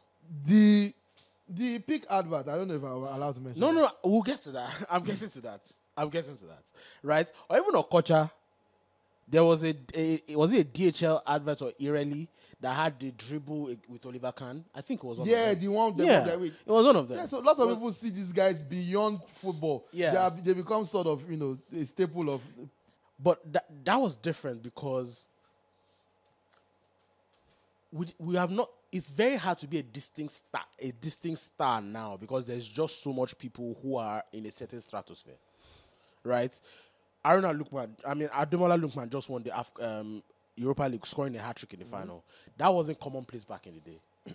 He scored 3 goals at the AFCON, right? There's Victor Osimhen, who didn't score a lot of goals at the AFCON, but had a fantastic club year. There is Troost Ekong, who had a great AFCON, but before that, he won the league this year. Before that, it wasn't exactly... A lot of people say his stardom has got to another level since AFCON for the Nigerian Super Eagles. Yeah. Right? Now, there's also, like, someone like... who else won the league this year again? I love... Victor Boniface. Victor Boniface scored 21 goals this season for Bayer Leverkusen, despite missing 3 months of action. Yeah. Right? He's not going to win AFCON. He's not going to win African Footballer of the Year, but he's still a massive artist. So I feel like the number of stars that we can see, there are a lot of people that are not even playing for Super Eagles that are stars in their clubs. I don't think the concept of stardom right now is so decentralized, where people can have certain favorite players. But back in the day, I feel like just because other people were not... I mean, some people were doing well, right? Some people were doing well, but because the barometer for measuring what a successful artist is was so limited back in the day. Even though Victor Ekpeba won African Footballer of the Year, it's not as celebrated as Kano and Okocha. Right? Even though Rashidi Yekini was a massive player in Nigerian Super Eagles, but he played for Victoria Setubal. It didn't score a hat-trick in the Europa League. People will soon go outside though. No, wait. People will soon go outside. I'm breaking something down. With this your football and people go outside. He didn't score a hat-trick in the Europa League final. Stephen Keshi was fantastic in Europe, in Belgium, but he didn't go the league unbeaten in Germany, which is a top 5 league, right? So I think right now, if we had a footballer that was winning Capocannonieri in 96, it would have been bigger than Kano and Okocha. I don't think so, because you just made the point now that we had players that that did great things and they still were not. But they were not standard performers still. If you look at Victor Ekpeba's numbers the year he won the AFCON, African Footballer of the Year, numbers are not great. With all due respect to the OG. I don't want him to drag me on the show. But the numbers were not great. The year Amuneke won it, I'm not sure he was playing as much for Barcelona. Or what club was he in at the time? Yeah, Barcelona. Exactly. Look, my theory is that we have moved away from the era of superstardom to stanship. Fair enough. With stanship, it's not necessarily excellence or whatever. It's just I love you. Something to stand. Fair enough. There's a reason that Regha has stand. There's nothing. Regha stands. Yeah. Stands. Guy, please. I feel like what you guys are saying. No, let him break it down, please. Let's listen. Regha stands. Regha stands now. So people be on the road shouting Regha. Melody, that nigga has 1 million followers. Yeah, you think 1 million people, at least 10% of them, and I know that going to ride for him. And I can say it with like if somebody starts unnecessarily dragging Regha, people will defend him. Let me explain, and that's what I keep saying, that you guys conflated these things. Is the way Tonani was also conflating popularity for fan base. No, the fact that 1 million people are following you don't mean that you have stands. 1 million people can follow you because they want to see your content. 1 million people can follow you because they want to drag you. 1 million people can follow you because they just want to, you are popular on social media. Don't mean that they are your stands. But it is statistically impossible for the 1 million people to follow you. Can I say something? And every single person can I say something? I agree, but that does not equate stands. I like this conversation. It's very organic. I like how it's going to be. I think this is the best conversation we've had since we came back. Sorry, William. I think so. I need you to know that when you are doing something and you are consistent with it, you are going to have stands. Do you know have followers? With all due respect, and some of them will be stans. Let me say something. Let me tell you something. With all due respect to everybody that supports me, I love you guys. Thank you very much. Do you not have stans? No. Exactly. People follow you. No, you don't understand. Melody. Okay, but what does stand mean? A stand means someone that is going to support you. Crash out. Till wherever. Day in, day out. See, if you are doing something and it's working, a lot of people are going to reflect through your story, especially when you are excellent at what you do. They can relate to what you're saying, don't mean that you have stand. No, Melody. Stanship people is are when going to go to war for you. Yes. Do you know people are going to go to, some people are going to go to war for you? Me and my friend, my mom is going to war for you. That's you. But Melody, I've seen situations where I've said rubbish and niggas are They are taping. agreeing with you, don't mean they're going to war for you. Melody, no. There's a reason why they're agreeing. It's that said it. That's it. That's not Stanship. That's That it. is literally the definition of Stanship. That's literally what a stand means. I don't agree. That's literally what a stand means. Is someone that would do absolutely anything ridiculous, put their life on the line for you. Stands do. Look, maybe because we have watered down the meaning of Stanship. Stands do, like they go bonkers. They will tattoo your name. They will stalk you. That's Stanship. No. Not all stands do that. Do you know there are Burna Boy Wizkid stands that are corporate boys that are making good money? But when you speak slander word against them, they will come for you. Do you understand? Like, Melody, the idea of Stanship comes from the concept of excellence. And what you are doing is worth emulating. Oh my God. I don't think that's what it is. No, I don't think it comes from excellence. I don't think it comes from so excellence. When I say excellence, when I say excellence, whatever they can relate to, they all do done understand. to that. When I say excellence, I don't mean in the conventional sense. Okay. What I mean by excellence is the relative concept of excellence. Okay. What Daniel Regha do is excellent at what he does. Which is what? Daniel Regha is a commentator.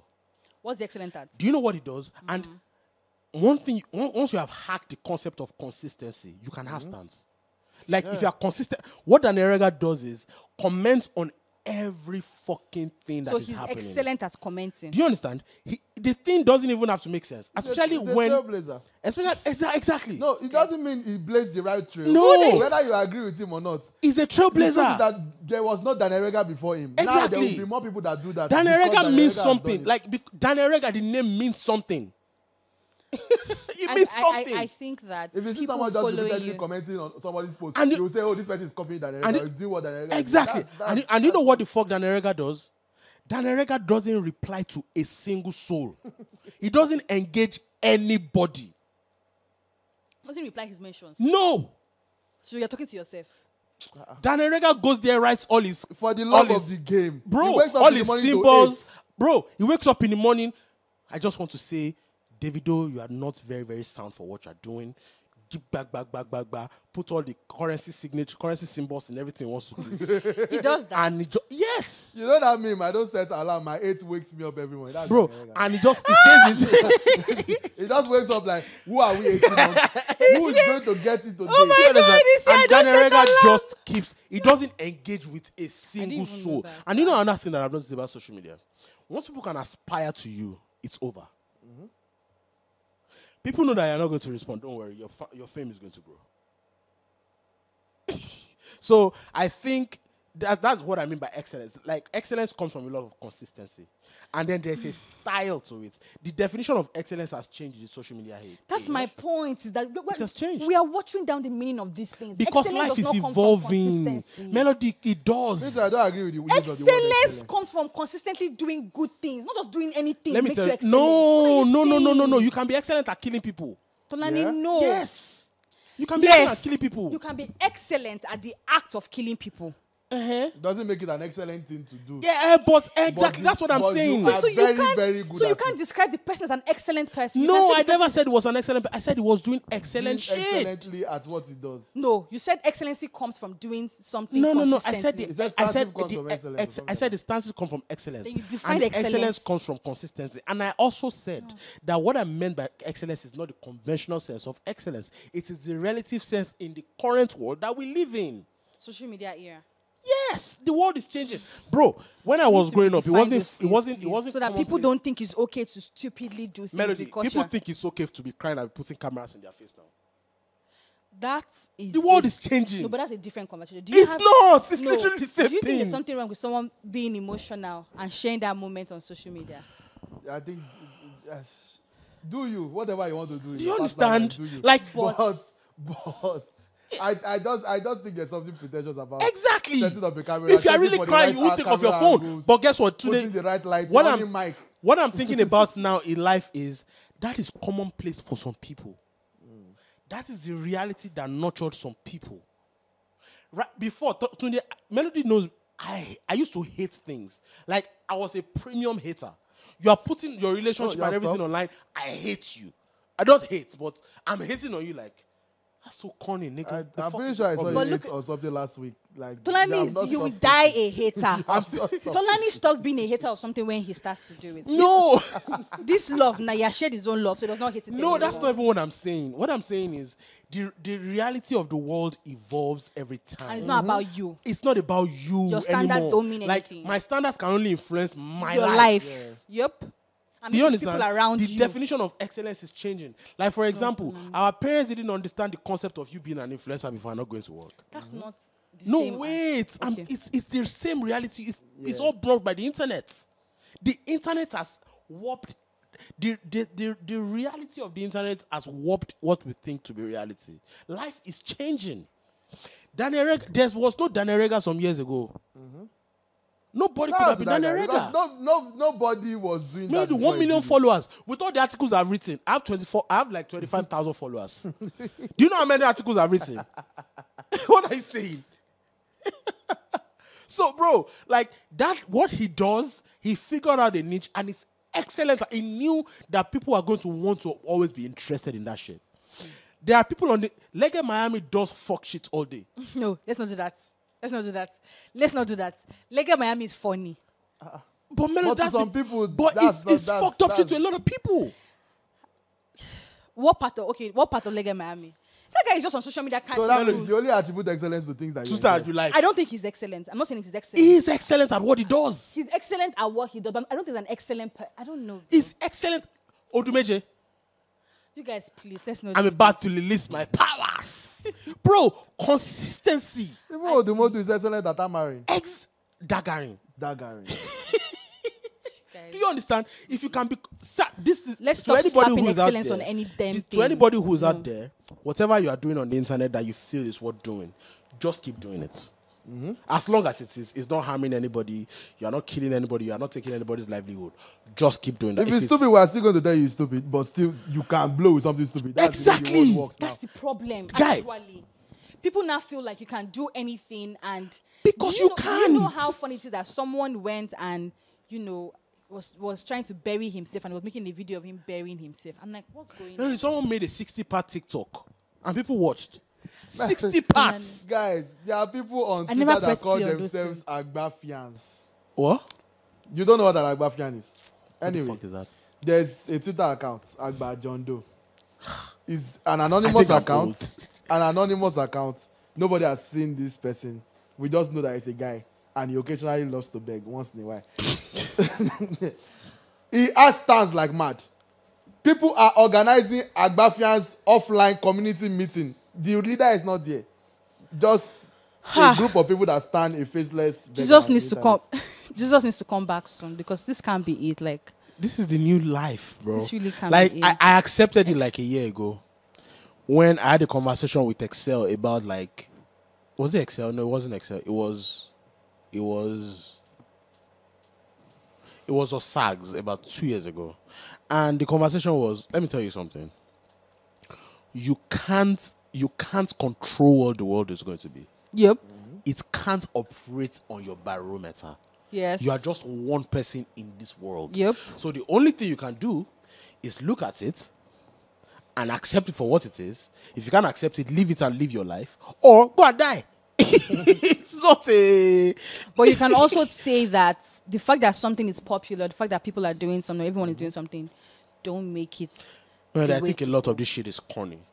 Yeah. I think posting every facet of your relationship online is... I find that shit funny. I think a lot of you are still in relationships because of what you can post online. I still think that. but it's not my business. Let's have the conversation about what John Bellion said. Okay. Life is business, bro. That's all I have to say. Give the backstory. So John Bellion gave an interview where he said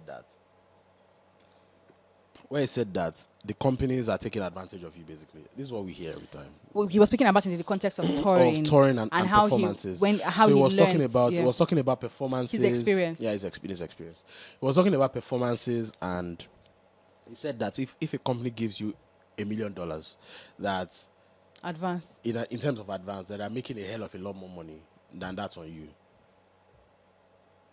The business. But that's just simplifying it, though.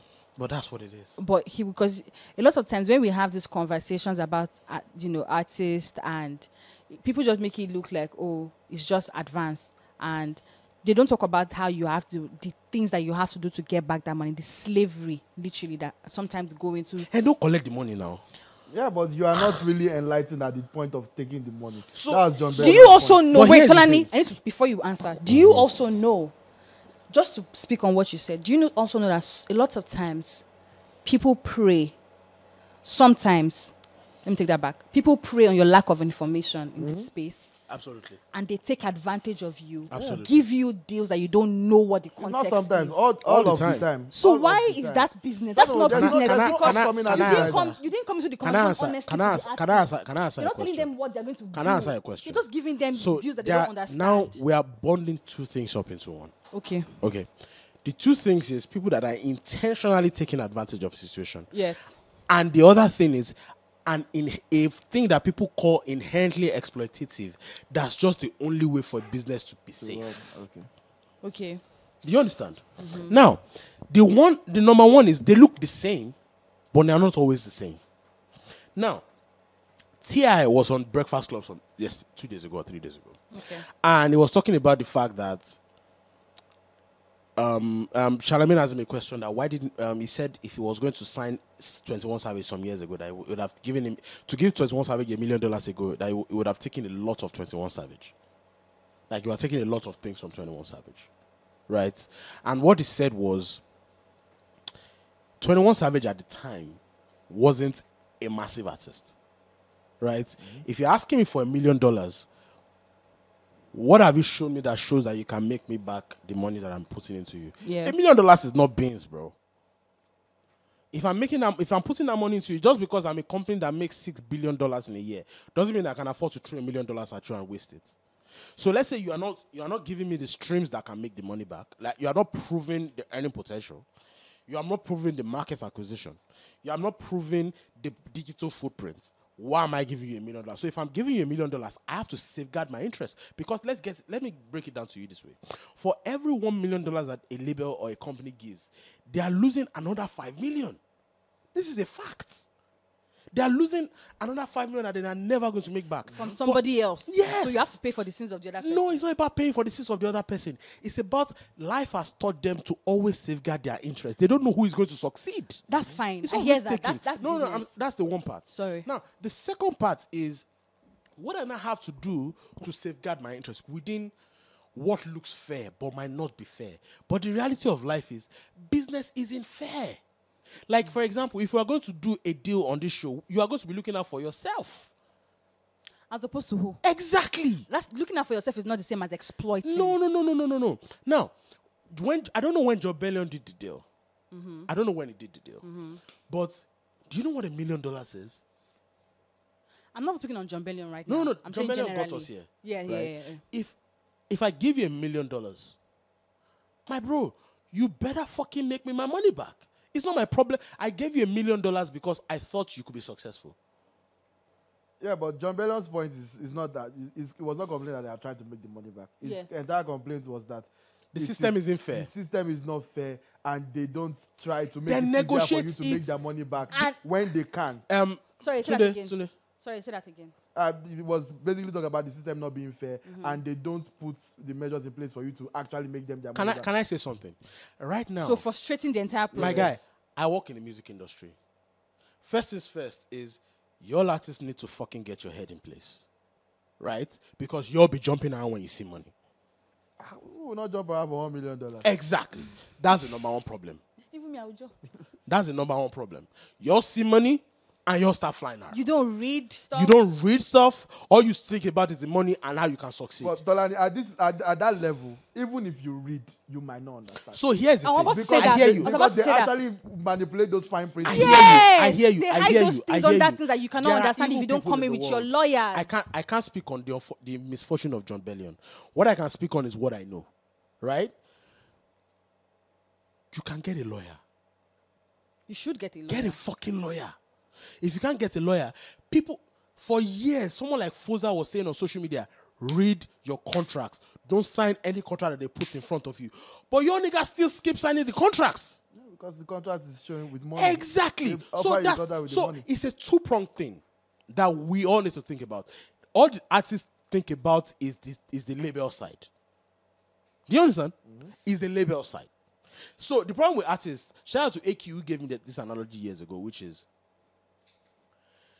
an artist when he's in penury, a label invests $100 million naira into you. You didn't have a dime. You were living in your parents' house in Makoko. Right? Now they invest $200 million naira into you. The 200 million naira at the time, you couldn't have gotten it from Zich. Your only leverage was your talent. And you are not the only talented nigga. Mm-hmm. Dozens of niggas are talented. No so at all. Me taking a chance on you means I have to make a hell of a lot of my money back. Mm-hmm. At least twice what I invested on you. That's what business sense dictates. Yeah. Right? Now, when I say at least 100% of what I made on you. Mm-hmm. Now, you signed the contract because at the time you were praising me as Rankadede, boss, thank you very much for saving my life. You know, you were desperate to sign whatever I put in front of you. Now, the only problem with that is some people do not operate within the tenets of what is fair. That is a problem in this industry. Mm-hmm. Some people don't operate within the tenets of what is fair. So lots of deals are done in bad faith. Yeah. Tolani is speaking about... I know it. No. I'm getting somewhere. Just give me a second. Yes. Right? Some people do. But the problem with artists now is what now looks fair? What is fair within the tenets of the contract that you signed? Right? Because down the line, you are now making more money. You think you deserve more money. What you should have done at the time, don't sign a 10-year deal. Like, I don't understand. You yourself, they are giving somebody 10 years. No, Melody. I'm giving you $1 million. Experience has told me that if I give 10 people $1 million each, only one person is going to make me 20 million. Marriage itself, no, the last 10 years. Exactly. No. But the problem, what I'm talking about is, I don't have to experience for every artist that blows in development deal on a label. There are 20 others that didn't succeed. Yes, that true. You are writing off the money that they put on them. True. You are writing it off. They're never making that money back. Before Wale signed a deal with MMG, I think he signed to Interscope for a $1.5 million deal. And I think he only released 3 songs on that deal. He had to let it go. Wale. Ray was signed to... Was Wale, it? Like, was just one regular Nigerian boy. You understand? Say Wale. Now, Ray, that's blowing up, right, signed a deal that she was crying about 2 years ago. I'm sure they had to write that deal. I don't know. But I'm sure they put some money on the table for that deal as well. Mm-hmm. They might not make that money back. I think you also forget that artists are human beings because, Tolani has given us how... So in this entire conversation we're having, where you're highlighting how... Tolani, don't interrupt me. Where you're highlighting how record labels put money into you and they must make their 100% blah, blah, blah back. I'm not saying they have to. I'm saying it makes sense. That should not interrupt me or not. It makes sense for them to make 100% back. Now, you're talking about the company and the structure and all of that. What about that artist? The one that has made it, that you're now making to pay back for all the money that the other people did not make from you. No. Because I remember that... You are digesting it all wrong. Tolani, wait. Because if you are making reference to the fact that as a record label, you've invested in 3-4 talents and the other 3 did not make it. So you're now getting it all wrong. I'm headed somewhere. Because that's why we're having conversation, was not saying last month, a bit 2 months ago, where Rema was having conversation, where Regal was having conversation and was talking about his record label where he left, and he was making reference to the fact that, you're using my money to sign other artists, so you're using my money to invest in other people. Because these artists are human beings. It's like, why do I have to be the one? It's giving... Sometimes it's giving... Sorry if I have to respond again. Sometimes it's giving cash cow. Can I answer? The Regha situation, I can't speak on that. Mm-hmm. I am not speaking on that in any way, shape, or form. Mm-hmm. What I am speaking about here is the concept of what a business is and what a business deal is. Now, an artist, I also need you to understand that artists are narcissists. And they are not great people all the time. The people that you see on TV can be very selfish. You telling me? Exactly. Right? Human beings generally. But with artists, especially because... As if it's different with them. No. With artists, it's kind of different. Actually, it's kind of different. You've attained a certain level of success. You feel like the world mentality is... changes, but it's not their problem. That's also the humanity in them. Right? Which happens to a lot of us. People say you changed. You didn't change, you just made more money. Right? If so if you're staying the same, you're broke. Nobody has ever accused me of changing. Nobody. Don't cause yourself so. Now, if logic suggests that if you invest in 10 people, 10 of them might not succeed, and you might never make your $10 million back if you invest $1 million into them, it means that the deal you're going to put on the table has to make sense for everybody involved. And the artists are aware at the time of signing. So here's the problem. If you're not aware, like there's too much information on the internet that says don't sign the first offer. Do you understand? Do not sign the first offer. Get yourself a team that includes a lawyer and negotiate the terms of that contract. If it doesn't work for you, don't sign it. Get someone that will explain all the terms of the contract for you. Now, does that mean that there are no people out there that operate in bad faith? No. Some people do operate in bad faith. And also... Wait, just give me a second, please. Give me a second. Some people do operate in bad faith. But the problem now is you went ahead, you didn't consult anybody. You put pen to paper and signed the fucking deal. Or people on your team are telling you that don't sign that deal. Bro, I have seen this before. Artists sign deals that you tell them not to sign. Yeah, but from their perspective too, I'm in the trenches. I don't have any other deals on the table. Now stick with the terms of the contract. Don't complain 5 years later. So Tonani is now saying that I feel like I have a problem with this conversation where we're talking about business, money making, and we're removing the concept of fairness. We're removing the concept of fairness. Good faith. We're removing the concept of personal values. We're removing the concept of being a good person. There is no... Why? So because you're trying to make money and trying to make your money back, is that why you have to go through scrupulous means to get artists to do things? For example, you know that this artist, because you want to make your money back, you put things in deals that shouldn't be there ordinarily. Some people will even go as far as trying to make artists sign without their lawyers. Some people will go as far as trying to circumvent conversations. Yeah, but the thing is, I don't think this conversation is about those people. I think it's about talking about conventional. No, it is. It can be about it. It can. Because these things are everyday things. And they're all intertwined. They're all intertwined. Come with your honesty. Be honest in your dealings. The problem I dealings. have is artists get, because they think they need to blow. That blow thing is a drug. Or they even need that advance. They need that. No, they need to blow. They think you can make them blow and you can put money on the table. They are not thinking anymore. Do you understand? Or they are succeeding already, you can put money on the table, it doesn't matter. There's a reason why artists cut off their day ones. Aside from the fact that some day ones are fucking leeches. Oh, that's the right? next conversation. Some day ones are fucking leeches, but the reality of the times, artists get big and they lose their identity. Now, what my problem is, the only thing that can save you in this situation is get a team together while you are on your journey. Get a team together while you're on your journey. And get a team together that you trust. And listen to them because they know more than you. You don't know shit. You are just an artist. Sometimes they do. Most of the time they don't. Trust me. Yeah, most of the time they don't. Because you are not going to know more than the lawyer who's experienced at this shit. Yep. Right? Some people do when they become experienced. Some artists do. So get a team together. And when they tell you, bro, this is what this deal says, you might come to regret it. Don't fucking sign it. Don't sign a deal from the first offer. Don't sign a deal without without a team and your lawyer. It is not rocket science. A lot of things would have been avoided if artists listened. If artists listen, bro, do you know the amount of sin I seen in a day? And also, if people will not go into businesses and into conversations trying to take advantage Melody, of the next people person. are always trying to take advantage of you because of their own interests.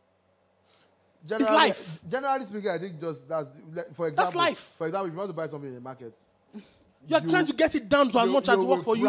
Even though you know the woman probably needs the money at the rate. But you too, you are looking at You are trying to make fun for yourself. That's negotiation. That's life. And I promise you, the fact that you think you are pitying the woman and you feel like... Melody, it's not my fault that I put up a deal that I feel is too good to be true and you sign it. That's your fault. No, it's not. No, that's your fault. Melody, there's a reason why if you are trying to sell your car to somebody, you are going to make the money higher. If the person comes and buys it at the first rate, is it your fault? What are you saying here now? If you want to sell your car now, let's say you say 5 million naira. The person buys that first, and the car is actually worth 3 million. Is it your business? You collect your money and go now. All related, but I like the dynamic here of Tolani has never pretended to be a man of the people. He's always speaking from the side of the man. No, I'm speaking. Capitalism. No. I'm not even speaking about the perspective of capitalism. All the way from Akure. Capitalism. I'm speaking You from the wanted to go back to the farm. Karl Marx of Akure. Yes, see, Lagos must work for me and my family, Tolani. Lagos must work for me and my family. She's not that you know. So it's not even, it's about the fact that I've seen what artists do. And the other side of the conversation is, I see an artist take a deal that everybody thought was fair initially. And now because you are succeeding, They'll be like, the terms of the contract have not expired. 50-50? You are now saying, you are now have a problem with 50-50. Nikini. Bro, how about when you didn't have a dime and I put 200 million naira on the table? Who is learning the new national anthem? Fuck the new national anthem. What about you? I saw a tweet that said that I only have one more national anthem in me and it's not going to be Nigeria. And that's on period. It's like, that's on period. Kimafia Rugo Arafi, my national I feel like anthem. if you are not in secondary school, this does At not my concern old you. age, This does Kimafia not Rugo concern you if you are not in Arafi, secondary national, at this my age. What I don't understand is why the entire country has to be at the mercy of a stupid human being. With all due respect. No, without all due respect. school. Who are you referring to? Wait, you don't say we're referring to Tolani. Don't try it. Do you understand? If you're not able to come and pick me up, Tolani, shut your trap. My problem is this. What I heard, what I gathered from as a retired journalist. What I gathered Hunter-gatherer. is the fact. What I gathered was the fact that the president has said it in an interview that he doesn't like the new national anthem. So it's a personal thing. So you put in that when people were voting, it's going to be a Like from a personal. long Personal. time ago. Like An old way clip, before- yeah. Personal thing. Yeah. So because you, one of 200 million people or more, The most important one. we don't give a according shit. to the Constitution. How is he the most important person when dollar is rising on his head? But still number one. I don't understand. Like, I don't get. Do you understand? It's still number Can one. you go to Aso Rock and go and sleep tonight? Let me tell you something. It's still number one. Asorak is not better than my house. Ooh, so you say? Peace of mind, bro. If you say This so. president. But I genuinely think that.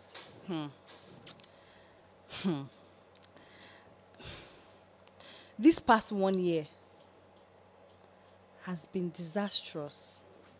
Jesus.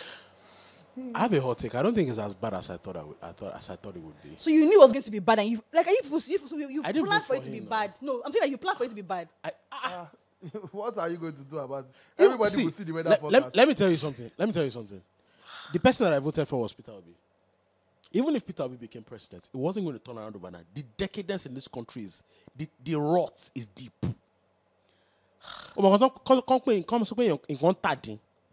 The rot. Like your bomb. They need to amputate the leg.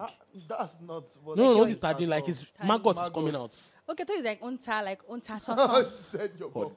like it didn't Untadin. You understand? Untata. Like it didn't you know. Like this country is Okay. fucked up on that Thought level. you meant Even if Idinta. Peter Obi became the president of this country, I think I was one of the few realistic people that knew that it wasn't going to turn around overnight. But, Do you understand? but look at where we are. That's not what I'm even saying. I get like you. I knew that it wasn't going to turn around overnight. So now the person I didn't even vote for, right?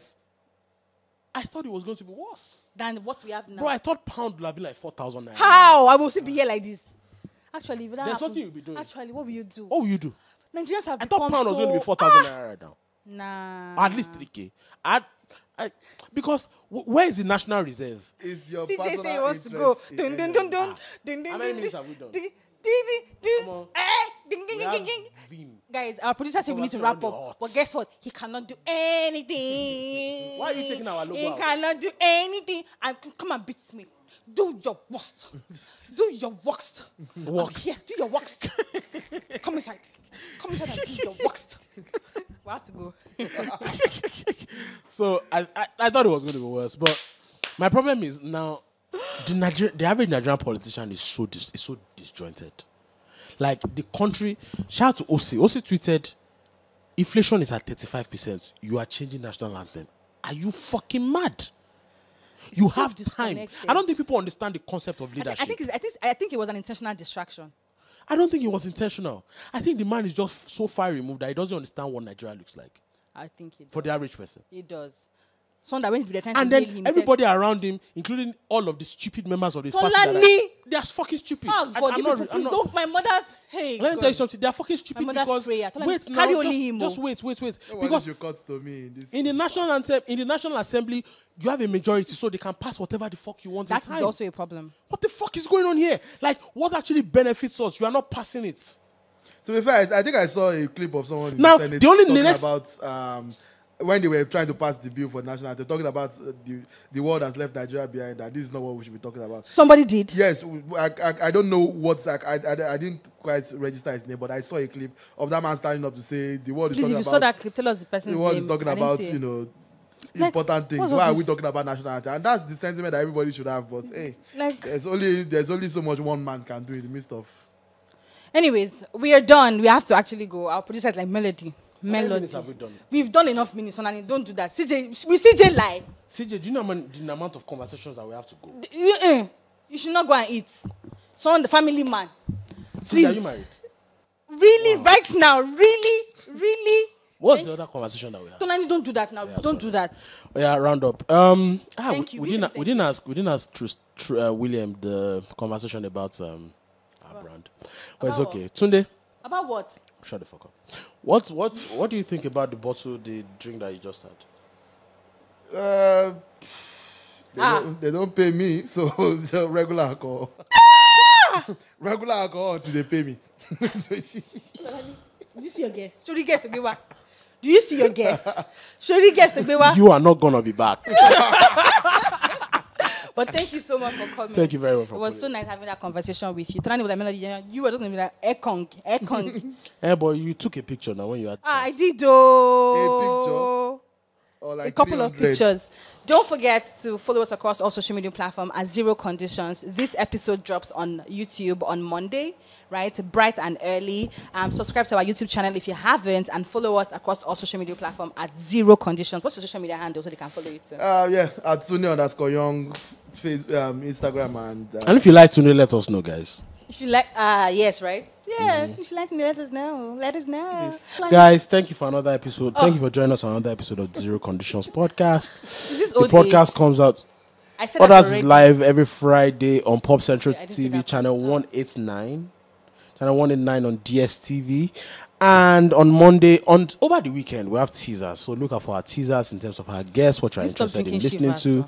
And then on Monday, the episode comes out on all streaming platforms and all the podcast platforms where you like the podcast. And this episode was brought to you by Chivas Regal.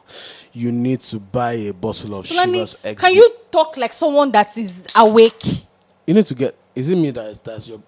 Is it my problem that your head is fast? Because you drink alcohol. Bro, what?